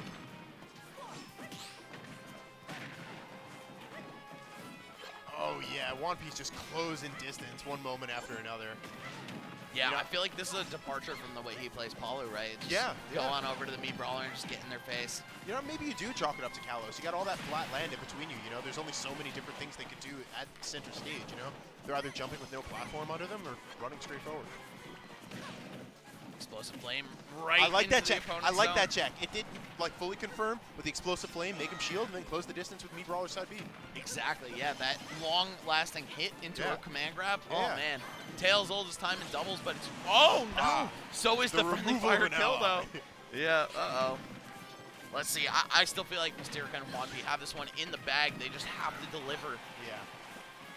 Your Uber driver has picked up your order, but will he actually make it to you without eating it? Oh, the up tilt, the last hit! Wow, Holy- wow. Well, ladies and gentlemen, this is looking pretty in hand. Unless Muteace has a rabbit's pull out of his hat. You've just got to drop this in such a Oh, criminal way. oh, Oh! oh, The explosive so much- flame okay, saved okay, him, okay. but it didn't matter. Yeah. My God, That what was a violent. set. That was violent. Too bad for you. That was clean, bro. That was great. That was exciting. Yeah. Juanpi I and like it. Mystearica cleaned it up OD at the end of that set. Yeah, I like seeing the way characters function. You know, we talked about Ned Sephiroth earlier, and now really seeing the Mii Brawler coming. We're seeing a lot of good checks from Palutena's side B and the Explosive Flame. Like, I'm really enjoying seeing the way these characters are using a lot of good, like, doubles functionality with their buttons. Yeah, and just having that awareness, too, right? Yeah. It looks like they've teamed so many times. And I want to say Kobe and Muteace probably have as well back in the days where they were both Florida. Yep. But even then, Muteace being in South Florida, Kobe 3-4 hours away in Orlando. There's only so much practice you can get at this top level. Juanpi and Mystearica, I believe, actually live together now. So, like, you just have unlimited amounts of practice. That's such a huge boon to you as a doubles team. Yeah. And you got to be excited about building the momentum. Like wins like this at Let's Make Moves Miami at, like, such a big event. Like, you're going to be inviting people over to that house to play doubles. Right, I mean, exactly, come like lambs to the slaughter. Yeah. All right, guys, are we set for our block production? We're gonna. I don't see anyone lining up to sit down, so I'm not sure. Opening up the kimono for you guys, taking it above the treetops. All right, we'll get an answer for you in a sec. But either way, I see Acola very close to the stage. Oh, is that Onin plugging in? Yes, it is. Okay, all right. I think we got another one coming up for you guys. That's a good one. Yeah, the two Steves, or rather, Steve and Alex. Yeah, or Alex and Alex. Right, or John right. Enderman. They did mix us up at the end of that. Yeah, Chris Zombie and John Enderman. Chris Zombie. Yeah. I like that. Well, either way, Onin and Acola, once again, the two highest seeded players in the entire tournament for singles. They're teaming together. Definitely a force to be reckoned with. Yeah. And their opponents, which we will find out very shortly. Oh, I see Apollo Kage. Is it Apollo Kage and MPG? No, maybe not. That might be on the side stream versus Ned and Dark Wizzy. Oh, okay. Never mind. That's a production guy. I was going to say, I see a third person approaching the setup.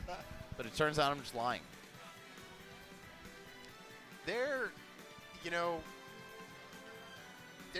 crazy things two Steves can do simply in terms of stage construction and building an environment that is going to benefit your characters. So I would say in theory, anything that can rush the Steves down is going to be very important in doubles. We'll see who they are up against. But, Steve and Steve as a doubles team could be the truth. Yeah, I think both Steve and Steve are just so good at covering each other. You know what I'm saying? Yeah. I think they really complement each other's Isn't that weaknesses. horrible that that's true? Like, that is kind of true. Especially with the recoveries we've seen from them. Like, my God. Right. I don't know, man. I think if you're good at the glide, Yeah. it's almost impossible to edgeguard this character. You have minecart out of disadvantage to bust yourself out of a bad spot. Yep. And then you've got potentially, like, borderline infinite distance on the Elytra to just go down and then back up and then down and back up, right? You can go under stages. You can make pretty miraculous looking recoveries with the new tech that I want to say it was Muteace that actually discovered it. Just like a weird angle where you can just go up and arc to the ledge. Yeah. I don't know, man. This character, he's come such a long way in the 2 years he's been out in Smash. Obviously, a lot of people got him as a shoo-in for their #1, including myself. Yeah. It's a force to be reckoned with, that's for sure. Yeah, I don't mind saying I think Steve Kazuya 1 and 2. Yo, Juanpi and Mystearica stepping right back up to the sticks. My God. This is going to be a fire set, dude. I don't know who's taking this one. It's really like synergy versus individual skill at play once again. And we saw Acola and Onin. Oh, wait. No, Yeah, sorry. I'm sorry. I'm so sorry. Yeah. I saw Mystearica and Juanpi both approaching the stage, but it's actually illusion. Goblin and Zomba. It's Zomblin. Gambino. Yo, childish Okay. Gomblino. This is hype. This is very, very hype.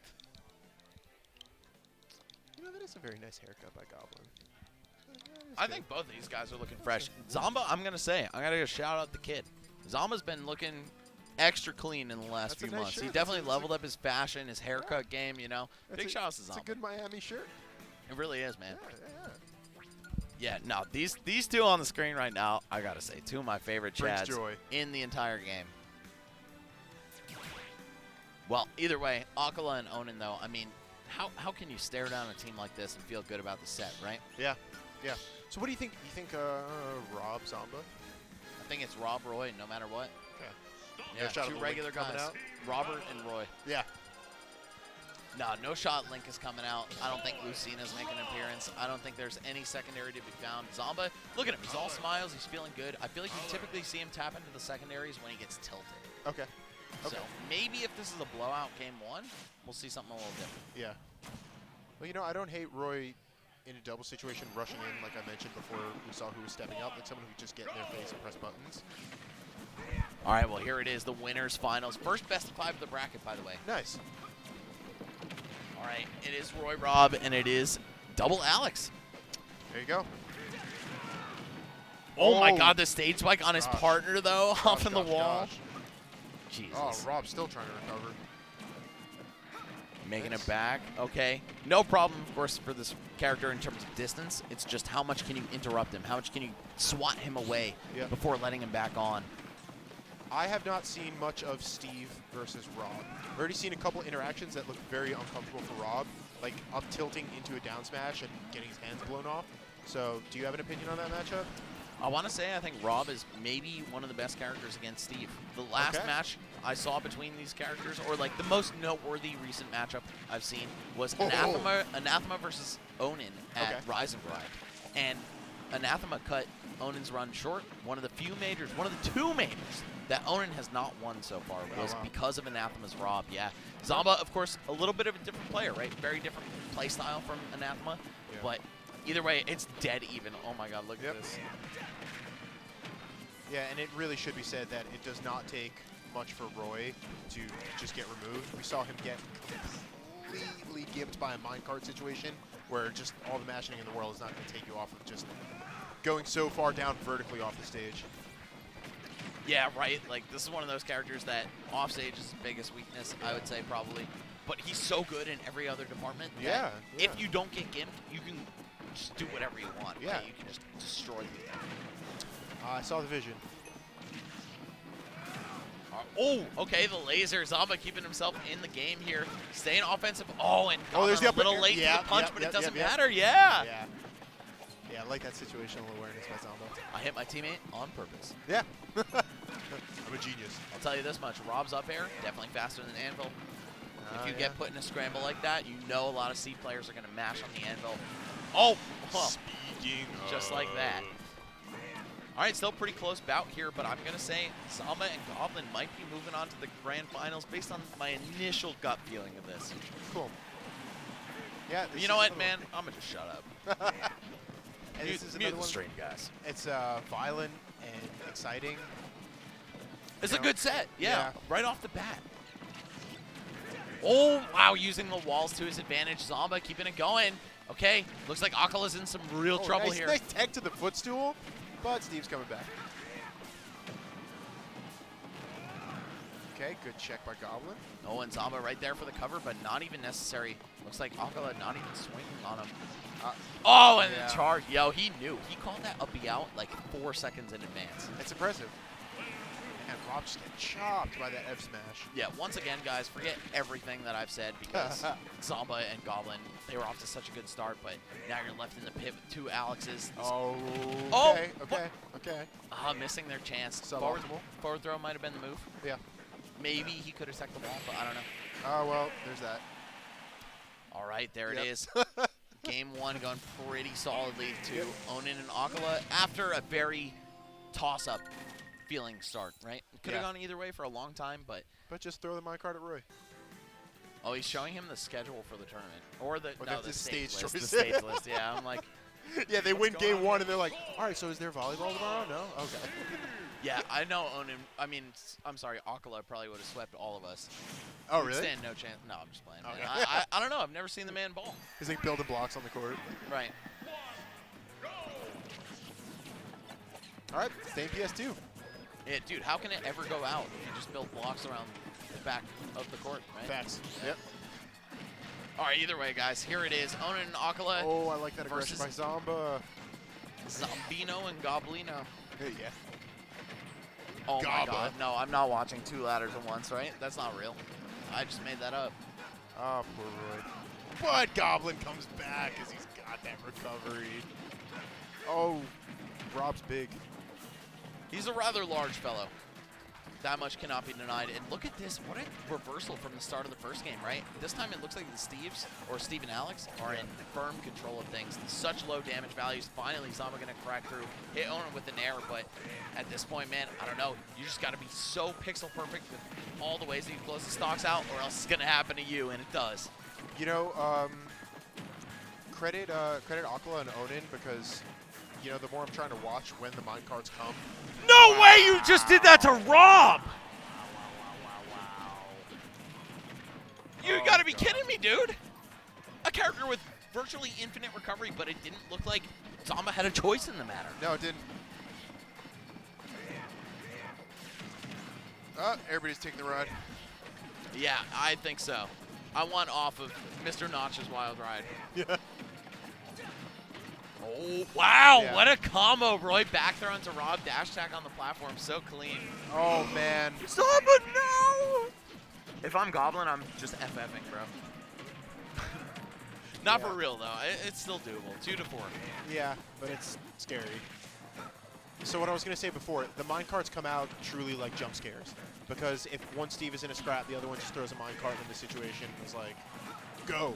Yeah, right? Like, having 2 line carts is so powerful. Normally, you're like, okay, I'm really afraid of this move out of disadvantage. Yeah. They can just make me respect them. But then it sneaks up on you while you're doing something else. Exactly. Oh, God. Oh, my gosh. Zomba finding his mark, though. And this is, I'm going to say, very doable. And Yeah, for before, sure. when I said it was doable, I was just, you know, trying to suspend your disbelief as viewers, doing my job as a commentator. But at this point, it really could happen. Okay. Zomba escaping a hairy situation. Crazy how Rob's the only character that doesn't have hair on the screen, too. Yeah. He's not used to that matchup. Okay, both characters taking the stage. Both teams. Zomba goes for a ride. Oh, my God. The double. 2 quick ones. Yeah, you already know they're getting there on the perfect line. They sure are, Tony. Wow. 2 games Oh, up. look at the smirk. Look at the smirk. Yeah, you could see acola, man. You know, you see this guy as a very reserved, quiet Japanese teenager, right? But yeah, he loves video like games. the little expressions like that, yeah, Yeah, they really let you know he loves video games. Dude, I gotta say, man, players like acola and Onin, I got infinite respect for them. They don't care what you think about their character. Yeah. They just know that he's the best, and they're gonna keep winning with they him. want to win. They do, and who doesn't want to win? That's our core, right? Right. You might want to win Low tier mains. the way you think is fair, but nah, I'm sorry. You got to just do it the right way. Pick a top tier. Shout out Sanford Kelly. Yeah. FR. Oh, man. Already kind of a bloodbath, really on all sides of the field here. Yeah. It was Zomba and Goblin getting beat up too, but as soon as they escape disadvantage, they're right back on the offense. We're seeing the Roger Federer skin in play. Yeah, true. I need Conor McGregor too. Yeah. All right, Well, Goblin no fending off. promise we're going to see it. Like, No, I don't think so. This might be the end of the road here. acola and Onin looking so good. Oh my God. There's a stock already off of Zomba. Oh! I like that. Oh, no. Okay, let's go. The teamwork. He Brought it back. Oh my backfire. God. Zomba Zomba dropping trades off to his try and own life save, for yeah. just 1 up air. That's so tragic. Yeah, and it was 2 saves. Oh, Roy in such an uncomfortable situation after minecart. Goblin, a master of Roy's recovery, a situation that looked borderline hopeless, and honestly, he wasn't that far away from just blatant death. I'll be real. If And there's anyone Rob I getting trust to removed. mash out of something, it's a Roy player. They make their living off of that. Oh, both teammates parrying? That was fresh. Yeah. Oh, no. Oh! All right. They're back in it. The but right side of the screen's been not violent quite, but this they match. are. They are. Yeah, enough. I mean, stocks are tied. Up smash out of shield. Goodbye, Goblin. All right. So long as acola is able to hold on to the stock. Oh, that was an uncomfortable minecart. Goblin back. Or, excuse me, Zomba. Yeah, I feel like there's no danger of Rob actually losing his life right there, but still, the fact that he had a drop advantage, just so unfortunate for him. Oh my God, Tony, are we looking at the end of the road for one of the best teams in this bracket? Goblin and Zomba trying to defend this house from the Steve invasion. Yeah, well. Oh, man. Just getting the grab off of that wall tech situation. Oh, so violent. So many things Steve can do to you. All right, I feel like next good hit on Zomba is just going to be the end of him, right? So he's got to play extra careful. Of course, you don't want to be in the corner against a character like Steve either, though. Oh, he's burning all his fuel. Sends the laser out, sends the gyro out, but it doesn't matter. Look at these walls. Yeah. These walls between us. Yeah. Yeah. Oh, they're building a house. Oh my God. They've mined, now they're crafting. They got the Minecraft Yo. mansion, baby. Why not up smash there, honestly? Oh, oh. Yeah, there's my cart. You thought Scarface was living good in Miami. Look at these guys. That's prime real estate. All right, Goblin. All Just. right. Yep, time for aerials.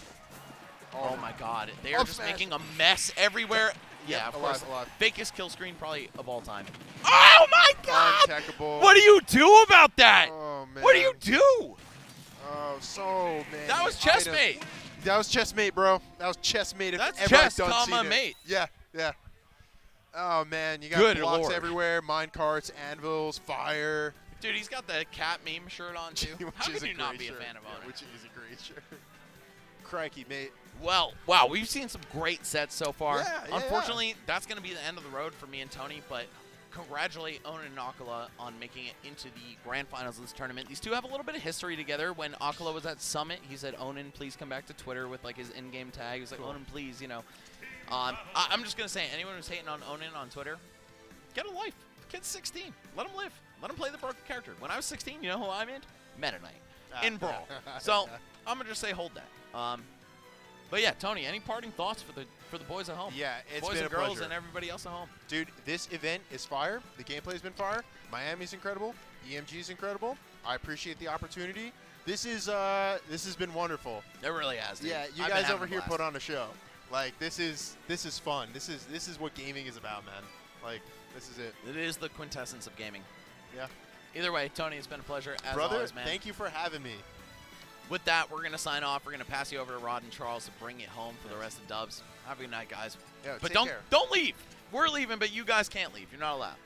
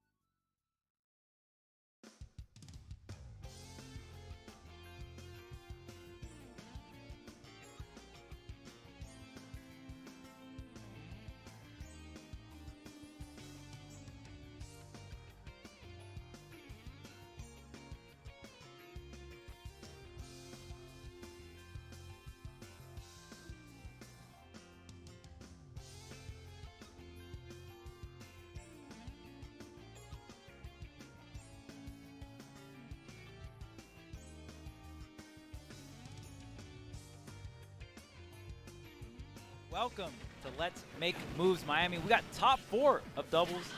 It's Charles here with Rod. How you doing, bro? I'm doing really well, man. I'm ready to have some fun now. If you know anything about me, then you know I like me some doubles. And what better place to run it than, of course, here in wonderful Miami, Florida. I am so excited for this, man. Doubles, of course, have been shaping up to be something extravagant. Of course, we have squad strikes earlier. Singles is right around the corner tomorrow. But before we get to any of that, we got to get through the beauty that is doubles. And this bracket is looking really good, Chuck. Oh, yeah. I mean, and we even got acola in the bracket, too, right? I know. So that's going to be sick. We're going to get into the matches. I believe we have a button warmer going on right now. We got Ned, Dark Wizzy, and versus Mystearica. And yeah, sorry. Who was that other player again? I forgot. I just got up here and lied. Juanpi. Okay, got you. Mystearica won. All right, well, let's get it. Really excited for this. You know, I think Ned, of course, is kind of moving into something really great. I know, like, back in Smash 4, you know, he kind of had, like, the Rookie of the Year story. Then he kind of blossomed into something that's absolutely nasty. Then he kind of carried that over into Ultimate. And slowly but surely, I don't know if people have been paying attention, but he's, like, inching further and further into, like, that top player, firm top player, like, discussion. And right. I'm really happy to see that. And then, of course, his teammate, Dark Wizzy, I mean, has kind of been quiet these last so many months, has been kind of, like, up in the mountains, you know, kind of like training and, you know, just really getting better. And I feel like now he's finally ready to jump back into the tournament format and just really show the world what he can do. we got Me Brawler as well. Me Brawler Palutena versus Mario, and I believe it was Sephiroth selected here. Just going to double check. Yeah, all right. No doubt. So Sephiroth in doubles. A little frail, but you got the range, right? That's right. Keep that keep away zone. And one thing about doubles as well, I mean, just zone control, right? As if you can control as much space as possible, your character's going to be pretty strong in doubles. Obviously, Sephiroth is a very long sword, but extremely tall, extremely light. So you got to be really careful from these kind of like stray wild hits, right? Yeah, 100%. I think, you know, more than anything on the green team, we're definitely going to see a lot of passing back and forth. I think the great thing about having a Palutena in doubles is that there's a good chunk of the match where she can be her own team combo. She doesn't really need any help. But in you know, desperate need of passing back and forth, like in a situation like this where I can use auto reticle, kind of pin you down in the middle, and then my teammate can kind of keep you in place with like backer or forwarder from Me Brawler. Green team has a lot of versatility in doubles, but we're not really seeing it here on this first stock because Dark Wizzy taking no prisoners. Yeah, it looks like we already got the wing on Ned. That's huge for Sephiroth. As long as Sephiroth can play a little bit with the wing, that's going to be a really, really big deal here. And, I mean, Dark Wizzy just racking up that damage, getting those straight hit forward smash. Okay, Ned trying to recover here. Barely gets back on the stage, and it's all control from the green team right now. Yeah, I mean, that's kind of the name of the game here in doubles is who can control as much of the stage as possible. I think a lot of times, like, lesser dubs players, like, they get really caught up in, like, is my team combos nice? You know what I'm saying? Where's my synergy at? Honestly, more than anything else, yes, that's a big issue or a big deal in doubles, but really controlling the entirety of the terrain is really your main focus. As you can see right now, man, Juanpi is just looking really good in the corner. You know, really reading, you know, calling out a lot of these short hop forwarders, these short hop backers here from Ned and just really trying to make them pay for these options. Yeah, red team kind of bleeding right now, but doing a wonderful job stock taking on both sides here. Ned and Dark Wizzy both still alive on these first stocks. Okay. Try to get something going, but the retaliation, Dark Wizzy with that up smash, the counter, still not going to be enough. And Ned using up all the wing here. You usually don't see that from Sephiroth. Nair still going to survive here. The Explosive Flame navigating around everything, but look at that. It's going to be Mystearica that gets the KO off the top, and there goes Ned finally. Yeah, I mean, this is just prime-time Mystearica gameplay. I mean, if you know anything about this player, then you know that, you know, when you see a Palu of this nature, they're going to get in and just really get the job done in a big way. And we're seeing that right now. Of course, this is a bit of a deficit, but with the way Mystearica is holding on to stocks, you can certainly bring this one back. A little bit of spaghetti right there. Dark Wizzy with the unfortunate forwarder right there on there. That actually could have turned into something really dangerous. We've seen that just a few interactions earlier on their first stock, so they really got to be careful. Okay, Ned and Dark Wizzy at mid-percents here, but you got to watch it. One snipe on the double jump could mean curtains on these stocks right now. And it's only red team up one singular stock. But look at this. This is the red team with the control of the center stage. Yeah, and I mean, I don't care where you DI. I don't know if you can avoid that up smash coming up from Sephiroth. Takes up half the damn stage. I mean, when he swings, you're definitely going to feel it. And I kind of got, like, you know, shades of Smash 4 vibes. Remember, like, when Ryu and Soul would team and it'd be, like, back throw or forward throw with Ike into, like, Mac up smash. So, yeah, I mean, the team synergy definitely on lock right here from the red team. Ned, of course, in my personal opinion, kind of laying the foundation for what Ultimate Doubles is. Like, when the game first dropped, him and can't remember who the other player was, but they had a big showing in doubles, and of course he's keeping up that momentum here. Let's Make Moves Miami 2022. First game goes to Dark Wizzy and Ned. Yeah, and I love the punch from Dark Wizzy, charging that forward smash almost to the absolute max. If you're going to hit my teammate, it comes with a price. That's right. And Dark Wizzy coming in with that forward smash to get the game-winning punish there. And that could be a con to some of these longer moves, right? Me Brawl, you're going to have access to customize all the different specials. And when you go ahead and you use that, the neutral B punching special that has that long sequence, you're going to give your opponent's teammate a long, long time to either interrupt it or to go ahead and get a really powerful punish like we saw there. But it's going to be Ned and Dark Wizzy going into game number 2 with the 1-0 lead here. Yeah, it's a 1-0 lead, and it's a comfortable 1-0 lead, but I have to give it to the green team. It really felt like they were starting to figure some things out at the end of that match. Yeah. We've seen just a little bit of like a desync from the red team in moments, and it happens in doubles. Nobody can be perfect all the way through. But in those small moments, it really felt like Mystearica knew what it took to kind of split them up and force like more of that 2-1v1 sort of mentality. Hopefully we can maybe see some of that kind of play out here in game number 2. Right now, everything kind of staying even across the front. Mystearica kind of leaning back into being the stock tank here. Me Brawler, Juanpi's going to need some help. Whoa, man. One off stage here. Does, get swatted right back on. Uses the flip jump there. And, I mean, taking a bit of damage here. But also, look at the red side. The wing already activated for Ned here. And the red team looking a little red on the percentages right now. That's right. I'm going to have to go ahead and agree with that one, man. The red team right now looking anything but good. And one misplaced up smash or perfectly placed like forward air and back air, that could be a lot of trouble right here for Ned in the corner. I mean, when Palutena, plays, I think, her combo strings are so good. Of course, her ability to pass back and forth in doubles is really good as well. But in those brief moments where she can really pin you down and get you in a one-on-one sense, Mystearica's ledge trapping capabilities, I mean, they are some of the scariest things I've seen in quite some time. You don't want to get caught in the alley versus Palutena, man. She's going to trap you and just really beat you down. Gets the spot dodge with Dark Wizzy not pulling the trigger on the punish.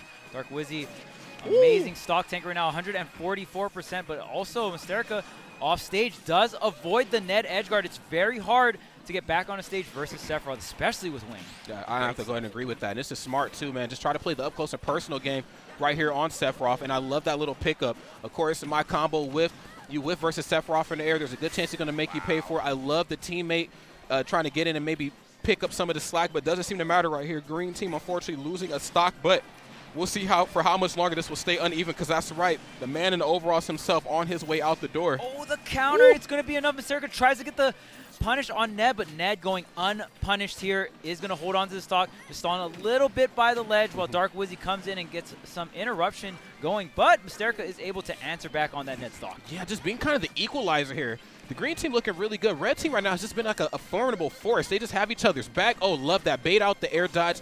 Great patience right there as well, too, because, again, the teammate was on the ready.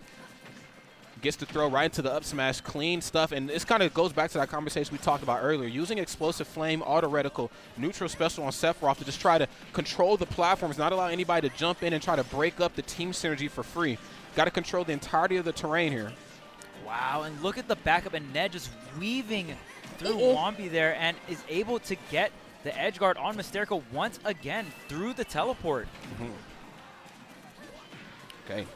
Short hop nair indeed. And I like this, green team kind of staying in that Pokeball range right now, which is good. Kind of has red team backed into the corner, not allowing them to come back in uncontested. Early on the down smash. No punish, of course, but no shield left either. That was that's scary business. Okay, a bunch of scrambles here, 3 stocks apiece, and this gets really scary because if you get back-to-back stocks here, you got to take the stock, and Dark Wizzy has to survive, and he does not survive. It's Ned all by himself. 2 stocks to 1 here. No, he has a fresh stock at that. Green team bleeding out here just ever so slightly. And this is where you're going to see primetime Palutena come out. We're going to see just a lot of safe options tossed, a lot of dash attacks, a lot of nairs, a lot of back airs as well, too, just really trying to force their presence.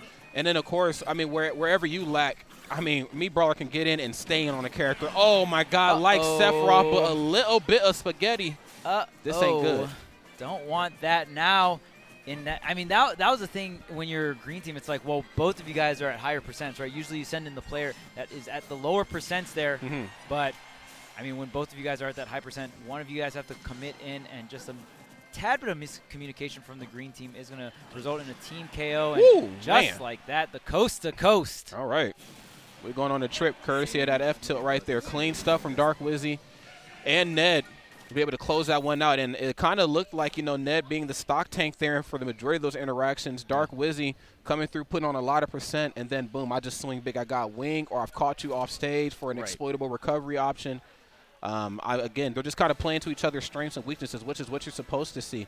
Don't want to take anything away from the green team either, too. I think a really key thing to highlight that we've seen from Mystearica especially was, like, the utilization of Explosive Flame and Auto Reticle to take away the platforms from Ned and Dark Wizzy. So hopefully if they keep up that sort of mentality, green team might be able to, keep a leg in this race, but it's tough. Again, Ned and Dark Wizzy, they are a force when they're teamed up with each other.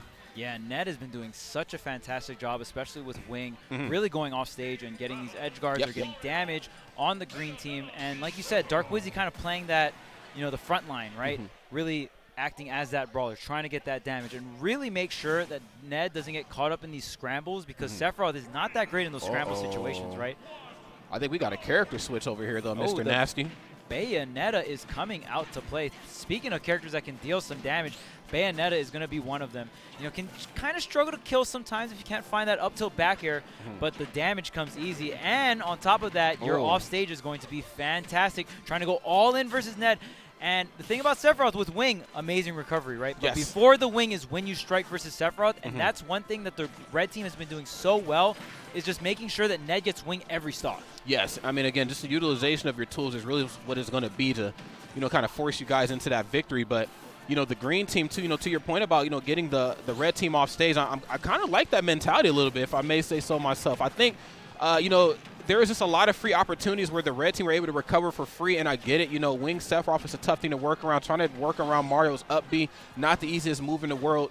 Typically, when you edge guard Mario, you just go for a trade. You don't really get anything super finesse happy when it comes to edge guarding Dark Wizzy. So maybe we can see a switch in momentum here from the green team. I mean, they are looking pretty healthy right now, all things considered. Bayonetta in doubles, not known for survivability. I'll put it that way. Ooh, beautiful parry. Mystearica going for the edge guard. The Flood kind of protecting Dark Wizzy there. Heel slide is going to go punished here. And right now, it's just all about who can get that first stock, get that first bit of momentum. Because right now, all the momentum on Dark Wizzy and Ned's side, they're up 2-0. Okay. Yeah, this is clean. And I like this here. This presence of mind from Juanpi just coming out here in this match is really, well, before that stock was taken, again, going for throws and then not throwing right away. I think that's like a lost art that people sometimes forget about in doubles. Like, yes, you need to time your throws in accordance to your teammate and, of course, in accordance to their armor. Because the minute I see my teammate get grabbed, I'm going to shift focus away from what I'm doing, and I'm going to try to break up the commotion. And I think Juanpi's been doing a really good job of that. Green team, of course, still looking good. Sephiroth on borrowed time, making an exit right there on the top of the screen. And, green team with a bit of a lead. Let's see how long they can hold on to it. Yeah, for sure. I mean, look at this. Dark Wizzy already up at 85%. And like you said, kind of utilizing that throw intangibility, right? Juanpi getting a lot of damage with that custom side B. That's about like over 20%, I know. So quite a bit of damage can rack up, but it can be interrupted here. But man, Dark Wizzy already at 120. Juanpi is on the left side pressuring, but Dark Wizzy breaks out with the up air. And look at this, racking up a ton of damage. Oh, my. The pass to Ned. Yes, and then almost a pass back. I mean, you start floating around Mario off stage and you think you can drift away from him for free, there's a good chance that backer is going to come out before you get ready to do anything. But smart on Mystearica to come through with the afterburner kick to clear out as much space as possible. And then, of course, closing out with up smash right there. Red team looking strong. Green team starting to bleed out here. Saves and up special. Great utilization right there. Their tools off stage. There's a pass. Yeah, the green team has been in disadvantage for quite some time. It's been all control all the time the past 30 seconds, and the red team is making it count. Not even just for damage, but for the stocks as well. Yeah, survivability is certainly key right now. Ned, of course, is kind of being the forerunner in this set. I really feel like in some of the earlier matches, with green team, there were some matches where, Mystearica was like the stock tank. There's other matches where Juanpi's the stock tank, but I think, make no mistake, when it comes to the red team, Sephiroth, I really just think due to his design, I don't even think it's a Ned thing, but due to just, competitive Sephiroth at top professional level, you're probably going to end up being the stock tank. Yeah. You build this wall up in front of you. You can't approach Sephiroth for free, or at least not uncontested. So great stuff on Ned right here to just kind of, uphold that mentality. And look at this. It's Ned again. The wing is online, and these up smashes are ripping from Ned. Whether it's a follow-up, whether it's just to control this area in the air, I mean, Ned has been doing a fantastic job of just surviving and getting so many of these KOs. Ned up a stock and able to get another stock on the way out. Yeah, now this is a rough spot right here for the green team to be in. We're caught in a 2v1 situation, against one of the strongest doubles combinations here in bracket. Oh, unfortunate enough. Counter's going to get it done. Yeah, wow. Not even the actual counter. Yeah, just kind of the sparkles. Just the afterthought, man. Don't get hit with the afterthought. I hate when that happens. Damn. All smiles. Believe it or not, Ned is smiling behind that mask. Trust me, I would know. Yeah. He's smiling. All right, so that is going to be 3-0 in favor of Dark Wizzy and Ned. They're going to move on here. So, I mean, that was loser semis. Yes. So, congrats, Mystearica and Juanpi, getting 4th place. Yes. Amazing stuff. Here at Let's Make Moves Miami. That's right. I was like, wait, we're making big moves? I mean, we can make some big moves. We're going to make some big moves tonight. Yeah, yes, sir. Yeah. Yes, sir. Yeah, if y'all thought y'all knew Chuck Nasty now, man, just wait till we post some of the footage of what's going to go down tonight. But before we get to that, of course, we got to talk about the beauty that is doubles here at this event.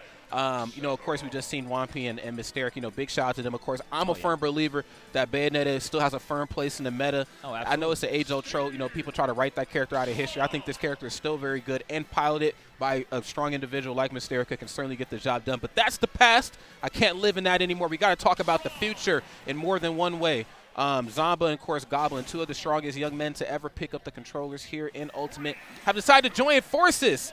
Did the fusion dance right here in doubles, and they're about to throw it down. You already know. Rob and Roy, let's run it up.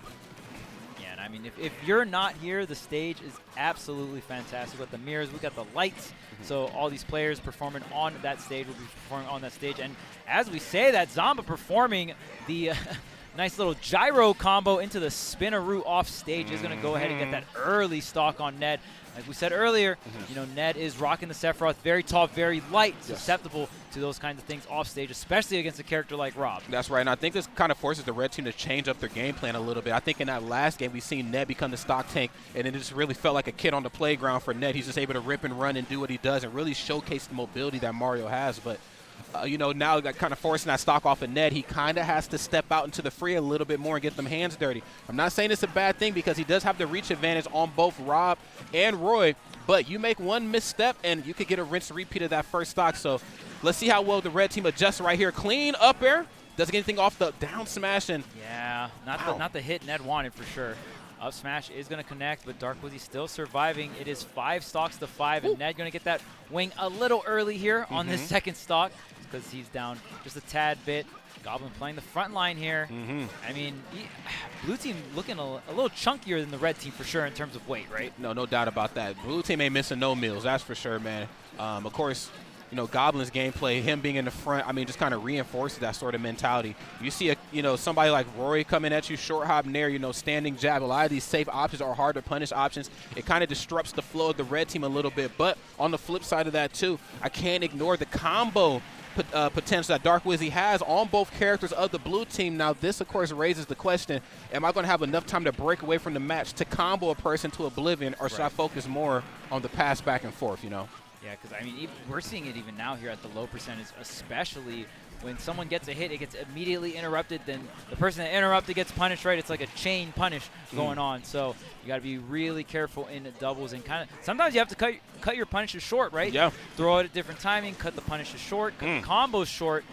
And looks like blue team is doing just that to keep everything even. And excuse me, I mean the lead here coming in for the blue team. Zomba getting another clutch edge guard. That's right. Zomba just Mr. Clutch in the flesh right here.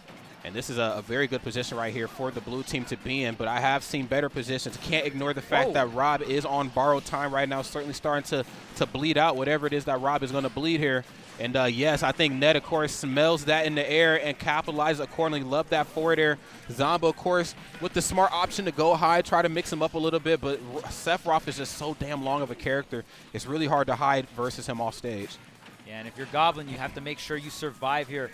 It is Zomba that's on the fresh stock here, is going to activate the wing. Ned back on the stage here, and his blue team controlling both ledges. And wow, the forward smash coming through, destroying that stock here. Yes. And Goblin's like, nah, I'm not just surviving. I'm also taking the stocks. I'm taxing the opponent, and just like that, it's Goblin and Zomba, game number 1. Yo, that was kind of, I don't know if we got replays on this setup, Charles, but that was a really nice setup. Now, I was a little worried. Maybe not so much for all the Fire Emblem characters versus Mario off stage, but really for like Chrom and Roy. You know, your swings are a little stubby. You have to really get out there to try to make that happen for Mario, because Mario can kind of drift away, save his jump, come all the way back in areas that Roy can't really dabble in. But kind of condition him to come back in, went for standing jab, made him land him properly, and then F smash? Like, damn. That was just beautiful stuff right there from Goblin. Damn. And this is from the stock tank. Yeah, this is Mr. Tank himself. The tank got some cannons on. What's going on over there? That's right, man. The tank can still get it done right here. Let's see what we get for the next game. Dark Wizzy and Ned falling just slightly short in that game number 1. The blue team looking hot right now. Okay. Yeah, don't let it get twisted. Zomba definitely paying the dues that game number 1 with the back-to-back edge guards, right, with the side B. But whoa, my goodness. That Sephiroth stock got annihilated. Annihilated. My man teleported to the right. I didn't see no travel time, Rod. I didn't see nothing neither, man. Literally, you blink and you would have missed it right there, man. Just Thanos snapping stocks out of existence right there is Goblin. And, of course, Goblin coming into this tournament with a lot of momentum as well, too. Went to first attack, did pretty okay there. Obviously, there's a lot of, tournaments in December that I think a player of their caliber, everybody's caliber on the screen right now, is certainly worrying about. Yeah. And so they're coming into these last few stops with as much fire as possible. Goblin looking really strong this tournament. Curious to see what he's going to do in singles tomorrow. But before we get to that, we got to, of course, get through the beat that is doubles. And, wow, you're going to have to make it to the ledge, Playboy. Make it to the ledge. Well, I mean, no matter what, they're making it to day 2, right? There you go. That's when single starts. But talk to him. Nonetheless, it is the red team with quite the turnaround. 5 stocks to 4 here, and already working on the damage on the blue team here, slicing and dicing Sephiroth. Okay, yeah, put him in the slap chop right there. Going to go for the forward throw. The short hop nair, just looking for some platform extension as well. Yeah, he said, hold on, that's me, bro. Yo, don't swing on me. I'm on your team. Okay, down there for the conditioning. Very smart. Force him to go high. Thought we were actually going to see like him maybe toss out an up tilt right into up air, especially at like some of these mid percents. Those are certainly some of the conversions you're looking for in a character as tall as Sephiroth. Man, Dark Wizzy still fairly healthy here on his first stock, 117. You know, definitely not the healthiest, but my goodness. Yeah. Still looking really solid, and Ned still putting on this pressure. What's the punish? Tries to interrupt, and wow, slashing through both of the red team members, and it's going to be Dark Wizzy that is going to lose the stock on the tail end there. That's right. When will we learn that your actions have consequences? I mean, when it comes to like the commotion, I'm going to be real. I think it's in Goblin's best interest to just run up and swing big. There's a good chance you're going to hit somebody on the blue team, especially if you're on the opposite side of your teammate. So clean stuff right here. Great situational awareness from a Goblin, but not clean enough. Dark Wizzy, of course, scouting out that up smash, and this is looking a little dire right now for the blue team. Oh, double parry. Man, he's parrying over there. Yeah, this is looking a little grim. We're going to need some edge guards. We're going to need some. Oh man, and at that point, Goblin 4 stocks to 1. You got a dream, but this looks more like a nightmare right here. I ain't trying to hear that. Yeah, man. We'll see what we get for the next game right then. That was a complete turnaround for what we've seen in game number 1. And I mean, if anything else, the biggest takeaway is that was just adaptation 101. That's how you do it. Yeah. Where were our mistakes in game 1? How do we readjust for game number 2? I think Dark Wizzy and Ned just, played again to each other's strengths and weaknesses a bit more. But I think the team synergy on like the throws into the up smashes were a little bit more on lock than what we've seen in that last game. They kind of allowed Goblin and Zomba to kind of separate them a little bit more and kind of came back to bite them in the butt. Yeah, if we don't see the really crazy punish game from the blue team, I wonder if how close this set's going to be, because if you think back on game number 1, there was a lot of edge guards that happened like sub 50, sub 60%, right? Facts. So if you don't have those edge guards and you don't have that efficiency on getting those stocks at such early percents, it just feels like the red team is kind of like out neutering you. You know what I mean? I'm gonna have to hard agree with that, Mr. Nasty. And also, taking into consideration too, I don't really see a lot of team combos on the blue team. Am I tripping? I just feel like the team comboing, the passing back and forth, you throw it up, I slam dunk it. We see that more from the red team. The blue team focusing more on playing to the red team's weaknesses, which ain't a bad thing because as great of a character as Mario and Sephiroth are, they are flawed in some areas as well. Like, for instance, Sephiroth, a big target, going to struggle to get back onto stage. And, of course, the Zomba taking no prisoners, getting rid of Ned's first stock pretty quickly. Yeah, I need to see some Zomba down throws into the Goblin, run through, and just get that forward smash, right? Really powerful follow-up. That's why Rob, again, just a very strong character, but even stronger in doubles with that down throw. Okay, here's the pickup here, and it is going to be Dark Wizzy that's tanking. And, I mean, what looked like a great opener for blue team. Red team kind of just came through, got both stocks back-to-back, and wow, Dark Wizzy falling out of the side B from Zomba. That is so unfortunate. Oh, man, that's so big. Now Dark Wizzy still on the stock here, 148. Maybe Zomba can close it out, but going on top of the Sephiroth, if you can't kill the Mario, well, you know, there is another target on this red team here. That's right. The name of the game is stocks, and it don't matter from who we take them from at this point. We're kind of bleeding out a little bit more here. And here I was, you know, thinking that the blue team wasn't really, like, synced up. And it's looking really good right now, but it has looked better before. The up smash, or excuse me, the up special right there is going to get that stock taken on Goblin. And this match is looking anything but great right now. Oh, nice. Gets the clank. And this is another aspect of the match I completely spaced on. The conditioning with standing jab in the corner from Dark Wizzy to pin down both players of the blue team. And then the minute they get a little antsy, boom, back throw. Ned's on the ready. Up smash. It's done. Yeah, Ned is doing so much damage, getting so many stocks with these up smashes, and even just these edge guarding. Got a great edge guard on the Goblin earlier. Still surviving here. 4 stocks to 2. Oh, shoot. Okay, finally, Ned going to go down. It's 3 stocks to 2, but man, look at those numbers on the blue side right now. Oh, tries to line up the fair, but look at this Dark Wizzy even racking up and continuing the damage on the blue team. The reverse, oh, wow, great navigation coming out from Zomba, going up and over, but look at this. Ned is still keeping the pressure on, still slashing him up. And just when you thought that Ned was kind of not falling asleep in this match, but taking more of a passive approach since he's the stock tank, when he sees those opportunities for capitalization, rest assured, friends, he's going to get out there and try to track him down for everything that is worth. And I really appreciate that. Dark Wizzy kind of staying in the corner, just kind of imposing his will. We see a lot of short hop falling up airs. We see a lot of, like, forward airs as well too. They're not going to hit the target, but it's the looming threat that's making you recover improperly. The minute you go too high or too low, Ned's on the ready right there. Of course, it's Zomba. Rob getting sent to the scrapyard right there. Goblin all by his lonesome, and it do not matter right here. A 3-stock finish for Dark Wizzy and Ned.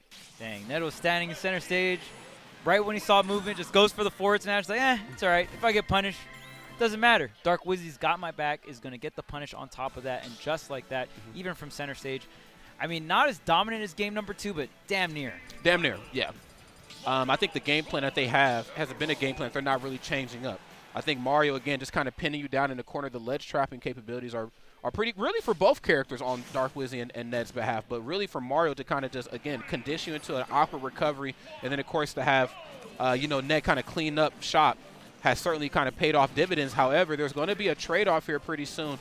When you see the blue team kind of start out these matches super strong and focus more on Ned, those are the matches where I feel like the red team really struggles. Yes, Sephiroth is going to take a passive approach, but if we beat him down early, now you got to play a different game. How well can you adjust on the fly? All right, we'll see if Goblin and Zomba can force the Game 5 situation. It was looking great. It was looking fantastic, honestly, game number 1. But, wow, it looks like we got the switch to the Wolf here. Yeah, man. I mean, oh, shoot. And that Wolf is, it definitely is making some big plays right here. Oh, but I've seen bigger. Damn. Charged up on the Octo slash is going to take the stock, but, I mean, 2 stocks for 1. Going to be worth it there, but just as I say it, Dark Wizzy with the edge guard on Goblin, and we're 4 stocks across the board. There it is. Now there's the 1-2-3 jab, standing jab right here from Dark Wizzy. I talked about that in the last game and how good that is, especially in this match, busting up the commotion safely. That's another aspect of doubles I think people struggle with. There's a lot of commotion in the front. How do I break it up as safely as possible? Standing jab from Mario can get it done. There's the throw, but ain't going to be no up smashing around here, said Goblin. Get that the hell out of here. Yeah, great interruption coming out from Goblin, and we've seen so much success in terms of damage, in terms of getting those stocks right. So great interruption, great recovery coming out from Ned. No wing yet, so it's going to be a little harder to navigate. And what a tech coming out from Ned. Yeah, that was a fancy tech. I mean, I'm talking split-second decision-making right there. That's the stuff that separates good players from talented, top professional players. Oh, nice. Gets the next throw right there into the next area. Now, this is great stuff, and we've seen this happen time and time again. Mario has you caught in the corner. Yeah. You just see the looming threat of Ned's patented movement options. People don't know, man. Ned's movement is scary. That's what makes Ned as scary as he is. We've seen it back in Smash with his ZSS. We're seeing it here with the Sephiroth. Man, whatever I'm seeing right now, it's not good for the blue team. My goodness.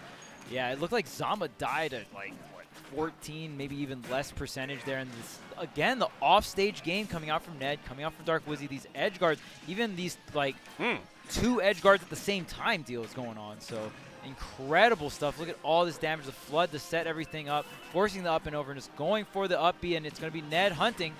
Okay, Look at all these options being covered right now. That was so smart to go for the down smash. I for sure thought he was going to go for F smash since he was pushing him out of harm's way, but doesn't seem to matter. Ned and Dark Wizzy are going to move on to grand finals. Fantastic showing right there from Zomba and Goblin, of course. Really, you know, showed their hand in a lot of those interactions, especially in those games where they were able to get rid of Ned early on. But I got to be honest, man. Ned and Dark Wizzy got a plan, and they're sticking to it, and damn it, it's working. Oh, yeah. Amazing stuff coming out. I mean, losing game 1, but just tightening up the ship there and really not letting anyone slip through the cracks, right? Like, the offstage game has been immaculate for Dark Wizzy and Ned, and really Ned getting – I mean, Ned and Dark Wizzy working well together so they can make sure that Ned has the time with the wing, right? Sephiroth is so much stronger and so much more powerful of a character with the wing online, so you're able to just get way more damage, and those up smash follow-ups have been fantastic. And there's so many times where you want to interrupt the Sephiroth doing up smash, but right when Sephiroth feels threatened, that's when the up smash is going to rip, and we've seen Ned get the 2-for-1 special, right? Yes.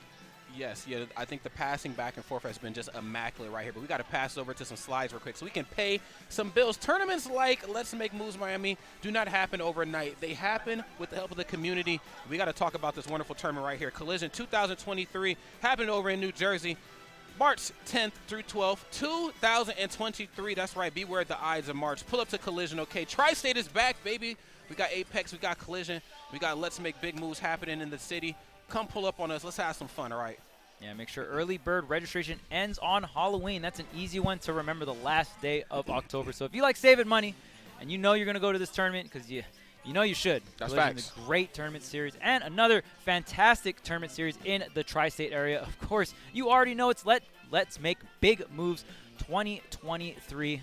Courtesy of Let's Make Moves Miami. And yes, sir. Going right back to New York where it all began, January 6th through 8th.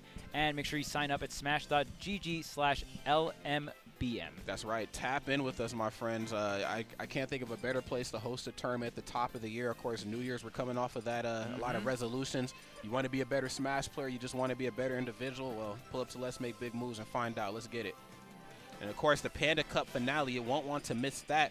The first installment of course, many more to come. December 15th through 18th, 2022, downtown LA. Register for free. That's right, friends. You heard that right. Free. That's Start.gg. my favorite price. Hell, who you telling, man? Start.gg/Panda Cup finale. 32 players qualify per title. That's Melee and that's Ultimate. Brought to you by Pistachios, Peanuts, and, of course, side events all weekend long. You won't want to miss out. All right. And, of course, even matchup gaming. The fellas that make this possible to go all around. Let's Make Big Moves. Let's Make Moves Miami. So make sure to follow and support EMG on Twitter, YouTube, and Twitch. That is facts. All right, if you don't know where you at, you better ask somebody, okay? We are here. Grand Finals of Let's Make Moves Miami 2022. And I'm so excited to bring this one in right here. This is going to be an absolute treat. Not exactly sure how this one's going to shake out, of course. Again, for those who don't know, who may have been living under a rocker, maybe don't remember the beginning of Ultimate, Dark Wizzy, one of the best Ultimate doubles players to ever do it. Of course, looking to carry on that momentum here. That's why they found themselves in grand finals with their handy-dandy homie, Ned. But can't take anything away from the other side, no, Mr. Nasty. Look at Onin's shirt. Look at him. You got to love it. You got to love it. I love that meme. It's great. So we got the double Steve, and it's the two best Steves, in my opinion, in the world. Acola and Onin have been doing amazing things in the singles part of things, but also showing that they got the chops to do it in doubles too. Yeah, I am a little afraid, not going to lie, man. Onin and Acola are just there's just so many words in English dictionary, and I'm really struggling to find all the good ones for them because they're all of those and then some. We have seen their track record. Just these last so many months, Onin and Acola, of all the Steve players specifically, have really put the meta on their back and pushed it to new horizons. them teaming up is literally the stuff of nightmares for anybody of any caliber of player. I mean, friends, look up Onin, okay? One Smash Con. Come on, man. You don't just do that overnight. You got to be one of the best in the business to run that. Oh, yeah, absolutely. Not too many players can say they 3-0'd MK Live. That's facts. That's facts. That is definitely whoa, and the anvil coming right through the blocks there. You got to watch it. Great setup. Hey, so I'm just going to slip and slide right on up out of here, man. Flying high. And, yeah, I'm really curious to see what's going to happen in some of the team combos, you know, from the blue team and how much of the team combos are going to be all geared around hitting the opponent. Because I'm thinking of, like, okay, we can set up traps. We can set up pillars. We can, like, you know, really trap an opponent. You know, how are they synced up in that regard? Because as it stands right now, blue team looking pretty strong, all things considered. Yeah, I mean, you're going to have 2 crafting tables as well. So you think one Steve is a menace in singles. Well, think about 2 of them in doubles. So just like that, it is going to be the blue team with the lead here. But for how long? 147% on the Enderman. I believe that's acola. I think so, too. I think Onin's the is that Alex? Yeah. Alex, that's right. I knew that. Alex, that's right. You play a little creative mode, right? That's right. I'm something of a Minecraft player myself. All right. All jokes aside, I've never played this game a day in my life, but I've definitely been played by these two right here. Acola and, of course, Onin looking really strong right now. But red team has something to say about it. Of course, they're very warmed up coming off of their last couple sets. Oh, wait a minute. Don't want to go that way. Hold No, up, another cape. Oh, yes, sir. sheesh. The darkest of all the wizards right there, Dark Wizzy. I love that. Sometimes less is more when it comes to the Minecraft cast. Yeah, Dark Wizzy said this is a no-fly zone. I'm sorry, buddy. Don't do it. Don't fly around me. Now, Sephiroth is going to have the range and some of the tools here to really stay away from Steve, but you are very light, so don't get caught by the stray minecart. You don't want that. Oh, my God. Don't get caught by any straight smash attacks right here from Dark Wiz. You know, all things considered, you know, straight, just a great opening right here from the blue team. But, you know, when it really just like comes down to it, Dark Wizzy has been the stock tank here, if I'm keeping it real. 83%. And, you know, and against 2 very talented players like Acola and Onin, you would think he's knocking on death's door, but he's most certainly not. Ooh, able to get back on the stage. Wow, the charge on the up smash. Not going to connect that, but Ned's got to be really careful. We talked about strays here. Gets the forward smash, and it's going to be a stock trade, but Ned is going to be the one that is alive here, and it's 2v1 Onin. But Onin's able to pick it up. We got a 1v1 here to start off grand finals. Well, let's get it, man. Nice building it up right here in a big way. Gets the up smash. Very smart, cutting that lead right in half. Dark Wizzy, of course, is going to have to board these platforms and try to jump around some of these pillars to find some openings. But up B out of shield is going to get it done, keeping Onin, off stage. Almost said Acola. I got him mixed up there. Okay, and dipping it low here. But the up smash out of shield is going to do the trick. It's a little old school smash tag. That's you know right. That's right, man. Hands off the overalls player. I think, you know, they no disrespect to the first 2 sets that we casted, but I think these 2 definitely made them sweat a lot more. Again, just the sheer versatility and just wonkiness that are 2 Minecraft players of this caliber is enough to keep you on edge. And, you know, they're able to kind of mount that victory, but it did not come uncontested. I will say so myself. I think Sephiroth, survivability, they've kind of switched roles a little bit. It seems like Dark Wizzy's like, all right, bro, you can go in a little bit, you know, preserve your stocks. I'm going to really, really hold on to mine because I know for sure, as much of a force as you are for them, because you can swing big and cut down some of their setups, you also get smacked around pretty easily too. So I need to really keep the neutral tight. Okay, it's already Ned off stage, taking 54%. And we saw, I mean, honestly, Dark Wizzy's double cape was the MVP. They won practically at 1 stock, right? So Dark Wizzy really clutching it up there. We'll see if Dark Wizzy can get any more edge guards. You know, Steve, I wouldn't say has a crazy recovery, but definitely above average recovery. So when you're able to kind of turn it on its head, you can really shift the tides of battle. Yeah, I mean, it's almost like sort of the same mentality that we see when you see like a top professional Rob. It's like, you know, I have a good recovery. I can recover from some good distances away, but if it is contested properly, I might be in a bit of trouble. As you can see here, I can't think of 2 better characters, 2 better player character combinations to do that versus these 2 characters. Then, you know, Ned and Dark Wizzy. You know, you start going high, Sephiroth has you covered with up air, of course. I can scout out forward air pretty well. You go too low trying to make it back to the ledge. I got back air to keep you covered. If I think for a second you might make it back down to solid ground, you have a character like Mar that can rinse and repeat the juggle, but doesn't seem to matter right here. Onin and acola looking pretty strong, all things considered. Evened out, but wow. Dark Wizzy making me eat my words. Up smash right there, gives him the lead back. And Dark Wizzy, once again, kind of just making it really hard for the blue team to get this KO on the Mario, and Dark Wizzy's just hanging around, being annoying, right? Getting all that damage in, and even getting some of these clutch edge guards. So Dark Wizzy doing a fantastic job, and Ned just really trying to survive as much as possible with this wing. See here, getting back on the stage, and grab does connect here. Follow up, nothing though. Yeah, doesn't quite get anything off it. The Nair out of shield, you know, against Sephiroth. A little going to struggle to battle up close a little bit. I think, you know, anybody that knows Sephiroth knows that. You know, Nair out of shield, I think, is probably their quickest option, if I'm not mistaken. So I think the name of the game is try to keep, you know, these two characters from, like, short hop forward airing and back airing all over your shield.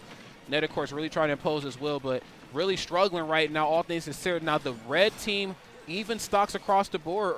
But, you know, who has the stocks is a much different story than, of course, the blue team, kind of going back to what we talked about with Dark Wizzy just being the stock tank here. And both Steves were kind of in the corner there. The down air is not enough, even with the cross-up, it looks like. But, oh, my goodness, there goes one Steve, or one Alex, I should say. The other Alex is going to get hit by the noggin, and it's Dark Wizzy back-to-back getting these stocks. That's right. Dark Wizzy is just an absolute menace here in doubles. Very curious to see how the blue team is going to adjust right now, because not only is Dark Wizzy playing out of his mind, he's also up two very, very fresh plumber stocks. Okay, nice, building it up, pinning him down in the corner, forcing him to jump high. Very smart. Both of them were a little out of position right there to catch him with up tilt, but still like the presence of mind nonetheless. Yeah, you got to watch it. The diamonds are starting to get online for both Alex players here. So, yep, and see that? That's one great thing that Ned can kind of keep the pressure on, right? Because one great thing about Steve in doubles is you can kind of wall off the teammate and kind of go for a 2v1. But you know, Sephiroth has such great range. You can just kind of slice through those blocks and really keep pressure on the other side of them here. I think all the pressure right now is on the blue team's behalf, though. I mean, they're trying to get their tools in order, and I think with just how great Dark Wizzy has kind of shown himself in the corner between, like, Kate, you know, like down tilt, you know, short hop forward. I mean, just not allowing them any sort of fun, even when they decide to break away right here. Going to fly back to the stage, but for how much longer? You're going to have to land pretty soon.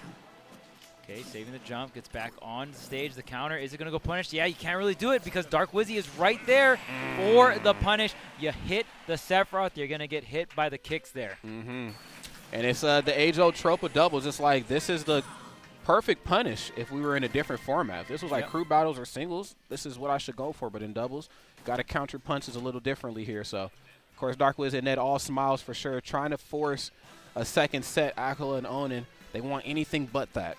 Yeah, right now it's Dark Wizzy and Ned with the presence of mind, I have to say. Yes, sir. Really good doubles fundamentals coming through and really kind of covering each other's back, going for these edge guards, covering multiple options. We'll see if Onin and acola can figure it out. They're down 0-2, but they got the cushion of being on the winner's side. When you start grand finals, you want that W next to your name. You know what I'm saying? You don't want the L. No, nobody ever wants the L.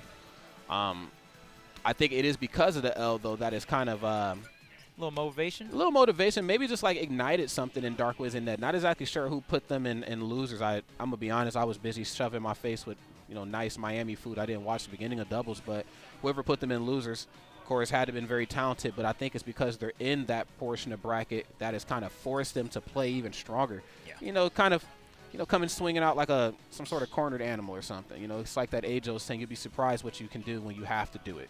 And I think these two certainly know what's at stake right now. One more game, and we're in a good spot. Wait a minute. Are we hovering over Mr. Mishima? Oh. No. Zombie? Yeah, he said, nah, not today.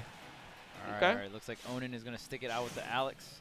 Cola's switching it out, showing us the whole palette here for Steve. We got Zombie coming up, and we are also on Final Destination. We'll see if we can have some kind of turnaround here, but it looks like Ned and Dark Wizzy are going to clean up this first set 3-0.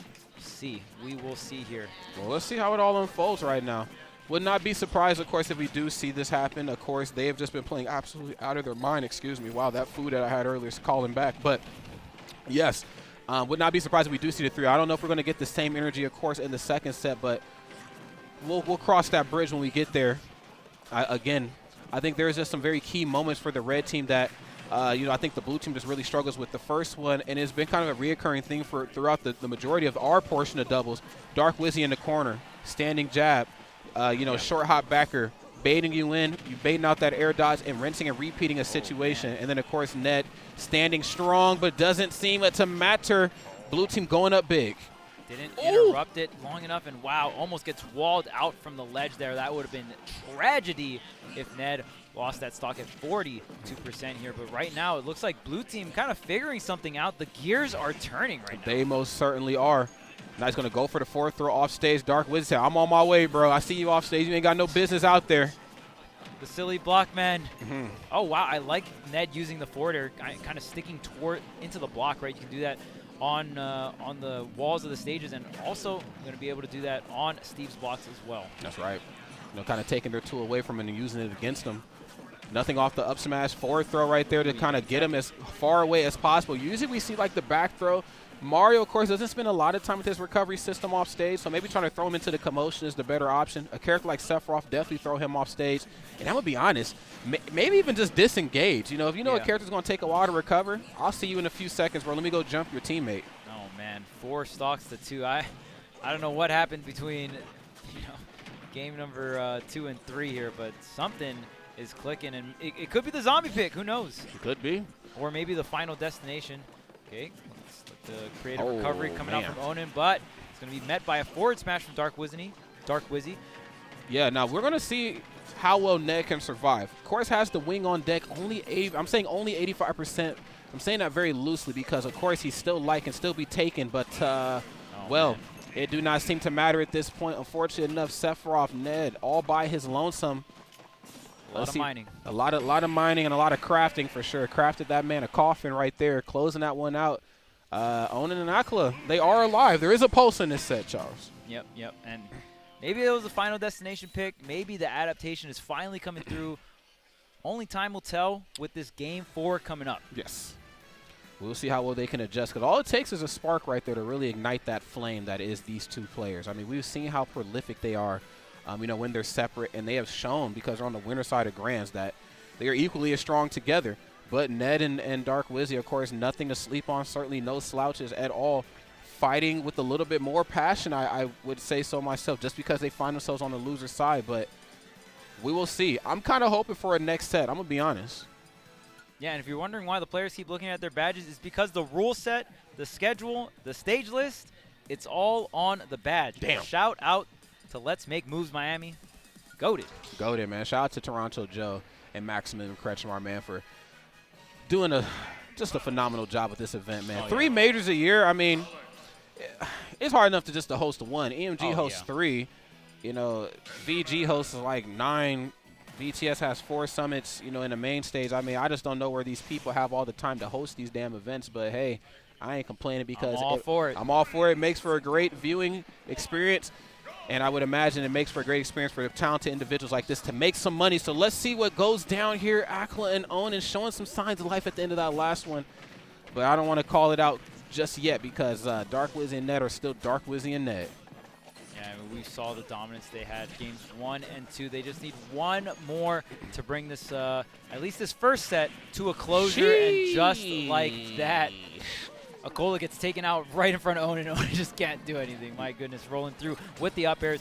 Oh my goodness, and Ned getting a counter. What a fantastic start. And, I mean, at this point, you kind of got to wonder, all right, well, I mean, we're probably seeing a reset. But let's see what acola and Onin can do. You can start the set off down, but you're not quite out just yet. Yeah, absolutely not. You ain't out until it says game. And I think, Ned, of course, being the light individual that he is in his set, even if you decide to disengage from Ned and force maybe like the 2v1 on Dark Wizzy, that's actually not a bad position, for you guys to be, oh, wow, Dark Wizzy with the drop-off cape. You're a bad man. Okay, big damage here. Yeah, the quadruple up air. Going to rack it up here on Onin. Still 5 stocks to 4 here. See if the Steve team can get something going. Off stage, tries to get the edge guard on Ned. Goes high, but gets covered. And still down a stock with this trade. I think that's the key difference between the blue team and the red team. I think the blue team does really good at getting the red team off stage and capitalizing accordingly. I think before the red team was doing a really good job at that in some of those previous sets, but the blue team just knows how to play to their weaknesses. But there's some team synergy aspects that the blue team is missing. Like if I go for a smash attack, right? Like if I swing big, I'm like, okay, my teammate needs to cover me. Like just stand in place, be a shield, body block me. Blue team a little out of sync with that. Oh, no. damn. Off the top. And this is looking grim for Acola on the Enderman here. Just going to get ping-ponged back and forth. The air dodge not getting trapped, but it's all right. Still getting a good amount of damage. Spike into the backer. My goodness. Okay. Spike into the backer. Looking good here. We'll see what they can do to possibly bring this one back. It's looking anything but good right now. Dark Wizzy and Ned looking poised to bring this home. But honestly, man, with everything that we've seen from this character, can we really count out, you know, a Minecraft player of this caliber at all? I don't want to do it. I do see Enderman on the screen. I do see him, bro. He ain't dead yet. He ain't disappeared just yet, but I think okay. Back air still on lock here. Not going to quite get it, but, well, the Mario kicks. The Mario back air will do the trick, and we got a bracket reset. We are here. Side relief right there on Dark Wizzy's behalf, as it should be, of course, Onin and acola, just a strong force together. They have forced their hand, you know, over into the loser side of bracket. Now, with this in mind, Mr. Nasty, I don't want to call it, but do we see a character switch, or do we just stay Minecraft Steves? Do we stay? Do we switch? I mean, what is the method right now? Because it really feels like Red Team's figured some things out. In my opinion, if you're Onin and acola, I'm listening. You know, you're already kind of dabbling with the dark side of the force, right? You got Steve, you got double Steve, right? But if you want to go into, you want to utilize the full potential of the dark side of the force. Yes. You got to go Kazuya Steve, man. Think so? Mr. Mishima and Steve. Mr. Mishima, that's right. It don't get no. Name a more powerful duo. Name it. I can't do it. I try. I thought, you know, Watch the Throne. I thought, you know, like father, like son, Lil Wayne, Birdman, Kanye, Jay-Z. I can't do it. Beyonce, Jay-Z. I can't think of a stronger combination than Kazuya, and of course, Minecraft. Any damn thing. I don't know if we're gonna see it though. I hear Mario. Kazuya? Oh, shit. Hold on. I heard him. No? Double talk. Kazuya's too powerful. Chill. Yeah. One Kazuya, one Steve. But right. It's still a family-friendly event. They're trolling. All right, we got Steve. We got Enderman. So we're going to stay on the double Steve here. And, of course, Dark Wizzy and Ned. They ain't going to switch anything up. No, the Sephiroth, the Mario, it's working out. And both of them, I mean, maybe we could see Ned on the Pokemon trainer. I know Ned's been getting a little sad about Sephiroth, but I think at least in doubles, even in singles, I mean, won a tournament recently, so. Yeah, absolutely. Ned kind of back and forth on his opinions about Sephiroth, but so far sticking with the character, and it is bringing him success. And speaking of success, the Enderman, the Steve, already getting a stock on Dark Wizzy, who has been the hardest player to get a stock on this entire Grand Finals. Mario's a chunky guy, man. He's going to live for a very long time. And then, of course, having the movement options that Dark Wizzy possesses with this character is just really going to add fire to that. I think, you know, again, in doubles, it's like, okay, if I can't KO you, I'll just switch focus over to your teammate and force your hand that way. So you're just going to be stuck in the stock tank role no matter what. You won't be able to switch out and kind of be, you know, kind of the point in this match. But doesn't seem to matter, of course, even in the stocks right up. Yeah. Down smash, shouldn't get anything off of that. Oh, my goodness. I'm going to just charge it up, he said. I'm charging the lava. Dark Wizzy was charging up that up smash, though. Read it from a mile away. The reads right now on behalf of the blue team and the red team have just been something really just to marvel at. Uh-oh. Off the top, no. Great DI coming out from acola, I believe, is... No. acola is the Steve. Yes, and I think Onin is the Enderman. And they're taking turns with the costumes, man. Why they doing this to us, Charles? All right, my eyes ain't so good. Trying to get mixed, man. Yeah, man. My eyes ain't so good these days. I don't like that. Okay. Evening this game right up, though, in a big way. Dash attack in the corner, though, making me a liar. But wait a minute. We've seen a K still on the even. Opposite side. Yes, still even here. This is very, very smart. Oh, my goodness. Ned almost losing stock at 9% practically there. Got to watch out. Acola is not scared to go for some of these risky, aggressive plays to get that crazy return. And you can't be sometimes, man. Scare money don't make any money. Sometimes you have to, you know, take a calculated risk and hope for the best. Getting Dark Wizzy off stage, nice. Sets the block up, forces him to avoid that and go a little bit lower earlier than expected. Forwarder, though, on Ned's behalf. Hold on, homie. I heard you need help recovering. I got you covered.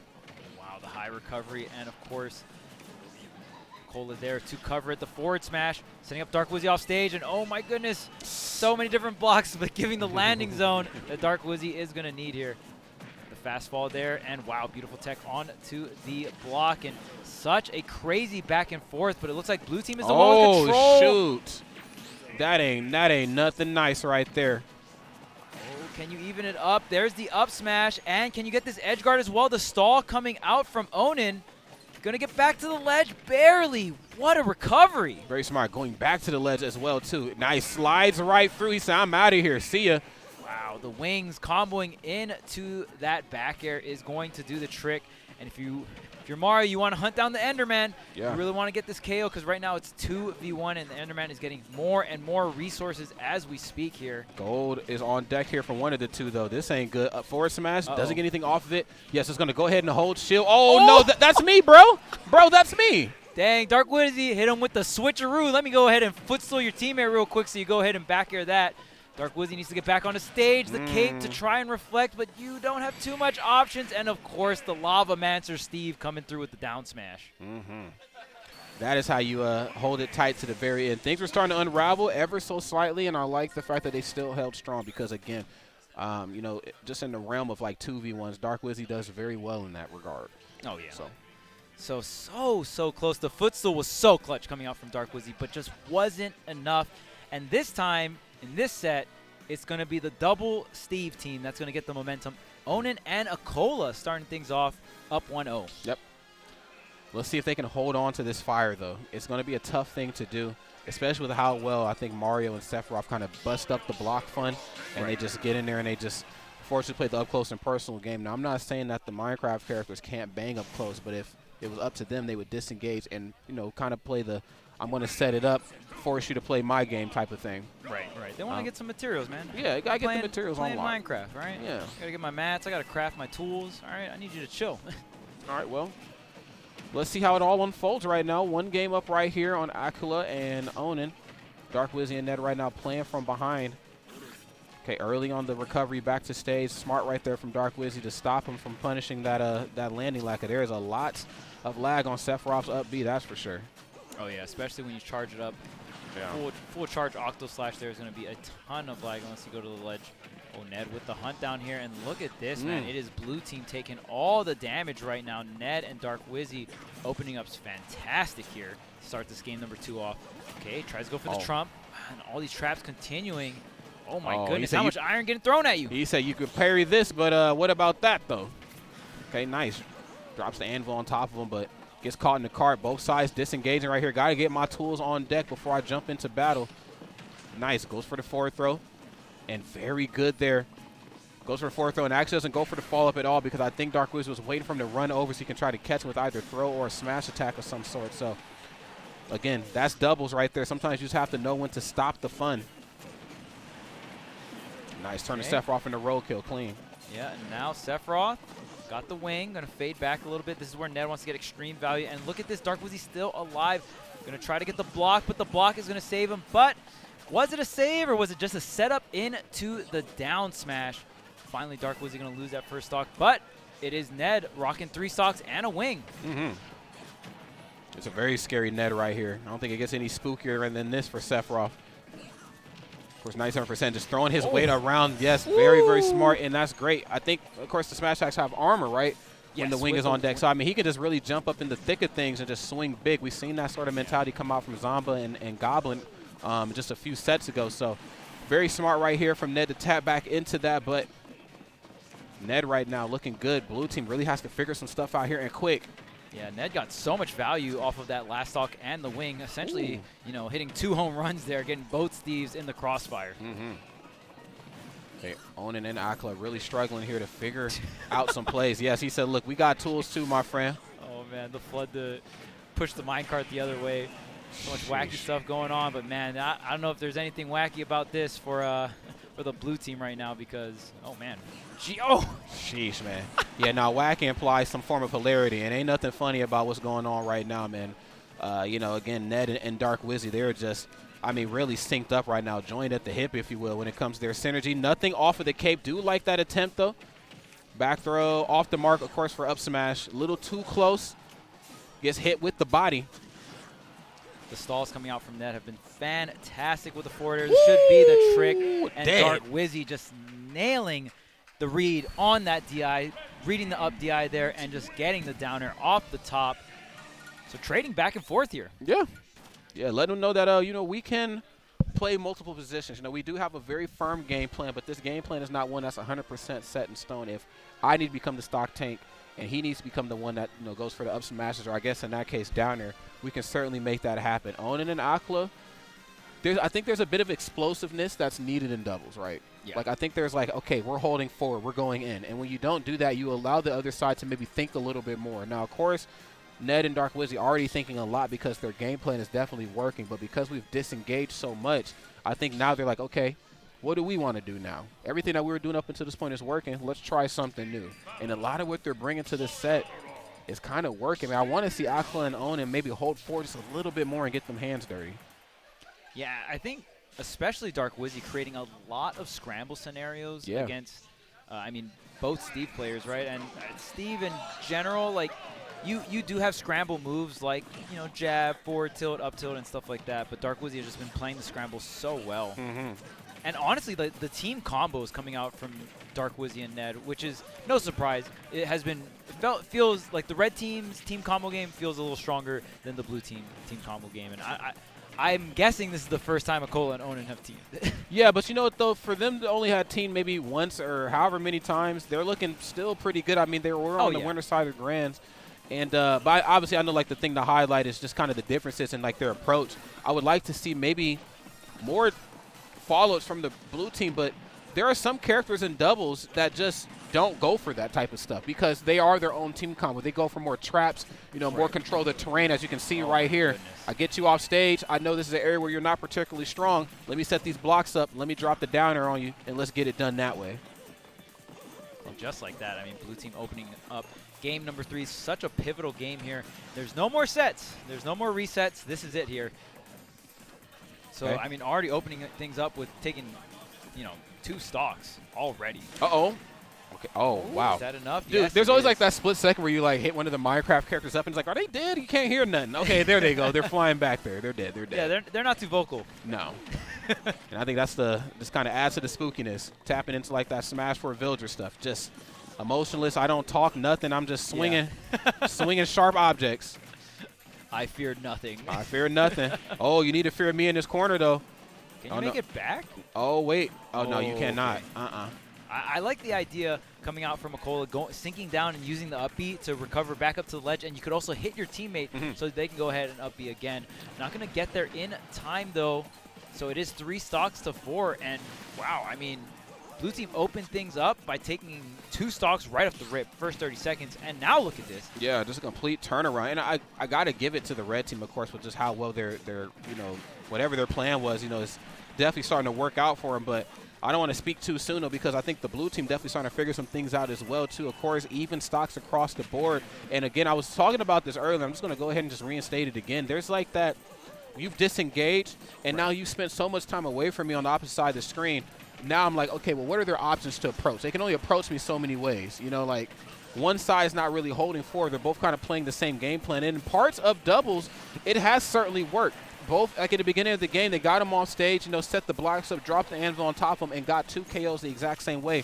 But there's moments where there's a scramble like you talked about, and there's also moments where, like, hey, I just need to, you know, explode, and you just don't really get that from the blue team. Yeah, and now high percentages here on acola. So can you even things up here? Again, game 3 is so important for that counter pick, right? Okay. Carts back in, has to recover high. Ned with the standing jab in the corner, very smart. Does not want to give away that positioning at all. Okay. acola and Onin looking good. Has to break away now. Of course, this is not out of the realm of possibility, but this is still a rough spot to be in for sure. And the one I was worried about the most is the one that gets it done. Small pop-off right there, but the job ain't done yet, though. Yeah, and that was a crazy comeback. I mean, it was really on, I believe acola was the Steve at the highest percent to not get that stock taken, right? And right there, even ensuring on that ledge trap there, having the house built, right, and just ripping the forward smash. Nothing bad can happen to me, but, oh, man, your world can come crumbling down. Your world can literally come falling like a stack of bricks, unfortunately enough.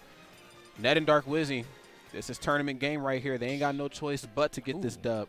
Okay. Oh, wait, bangers? We got the jams? Oh, wait, are we really going to do it? Come on. Yeah. There it is. Now, does this mean we're going to get who I think we're going to get, or are we just going to stay on the Minecraft characters? Nah, we're staying on the Minecraft. Think so? They won't do it. Steve? I heard one Steve. I was okay. Nah, they won't do it. I thought we was having some fun. They won't do it. They won't do it. Yeah, they ain't going to do that. But at least we got the gems. We got the gems. We do got the gems. Big shout out to Ultimate. Yep, Infinite Azure, baby. Or, yeah, Moonslider. There you go. Let's get it. Potential final game right here. Dark Wizzy and Ned. Of course, Onin and acola looking good right here. 2-1, but I ain't trying to call it just yet. Okay, opening up early right here on Ned. Very smart. They know that he does a pretty good job of holding on to stocks, but also when they need to explode a little bit, and Dark Wizzy wants to maybe stay back in the cut, you have the opportunity to throw your weight around a little bit if Wing is on deck. If not, Ned plays more of that finesse game. Oh, forward throw? Yeah, it was crazy, too, because usually when we saw the blue team behind, we didn't too much see the comebacks, right? And that was a pretty big deficit coming out from the blue team. So really great stuff. Get fucking bumped. Wow. Damn. That was OD. That and you make it back as well. That was crazy. This huge edge guard coming out here for the blue team to once again start the game off with so much momentum. Yeah, that's facts, yo. That was so smart. Usually when I see characters kind of fly into each other off stage, I'm like, okay, you're flying around Mario. He's like not really trying to float around, and he is going to go for an aerial sooner or later, but doesn't. Oh, this is oh man, wrap it up. Yeah, play the. Where's the Grammys wrap it up music? We got to throw the commercial. Oh no. Yeah, we got the cut to commercial. Who really got the power up from this song? That's right. Hold up. Looks like it's the other side for sure. Forward throw, of course, off stage.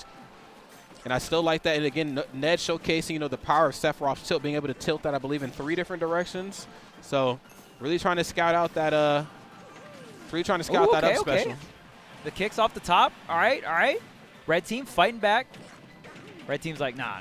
We still got this. All right, we'll see if they can make the comeback here. Still down a stock, and Dark Wizzy at 73% here. The slash. Okay, Mario coming through. Almost gets the cape on the minecart there. It could have been huge. That's right.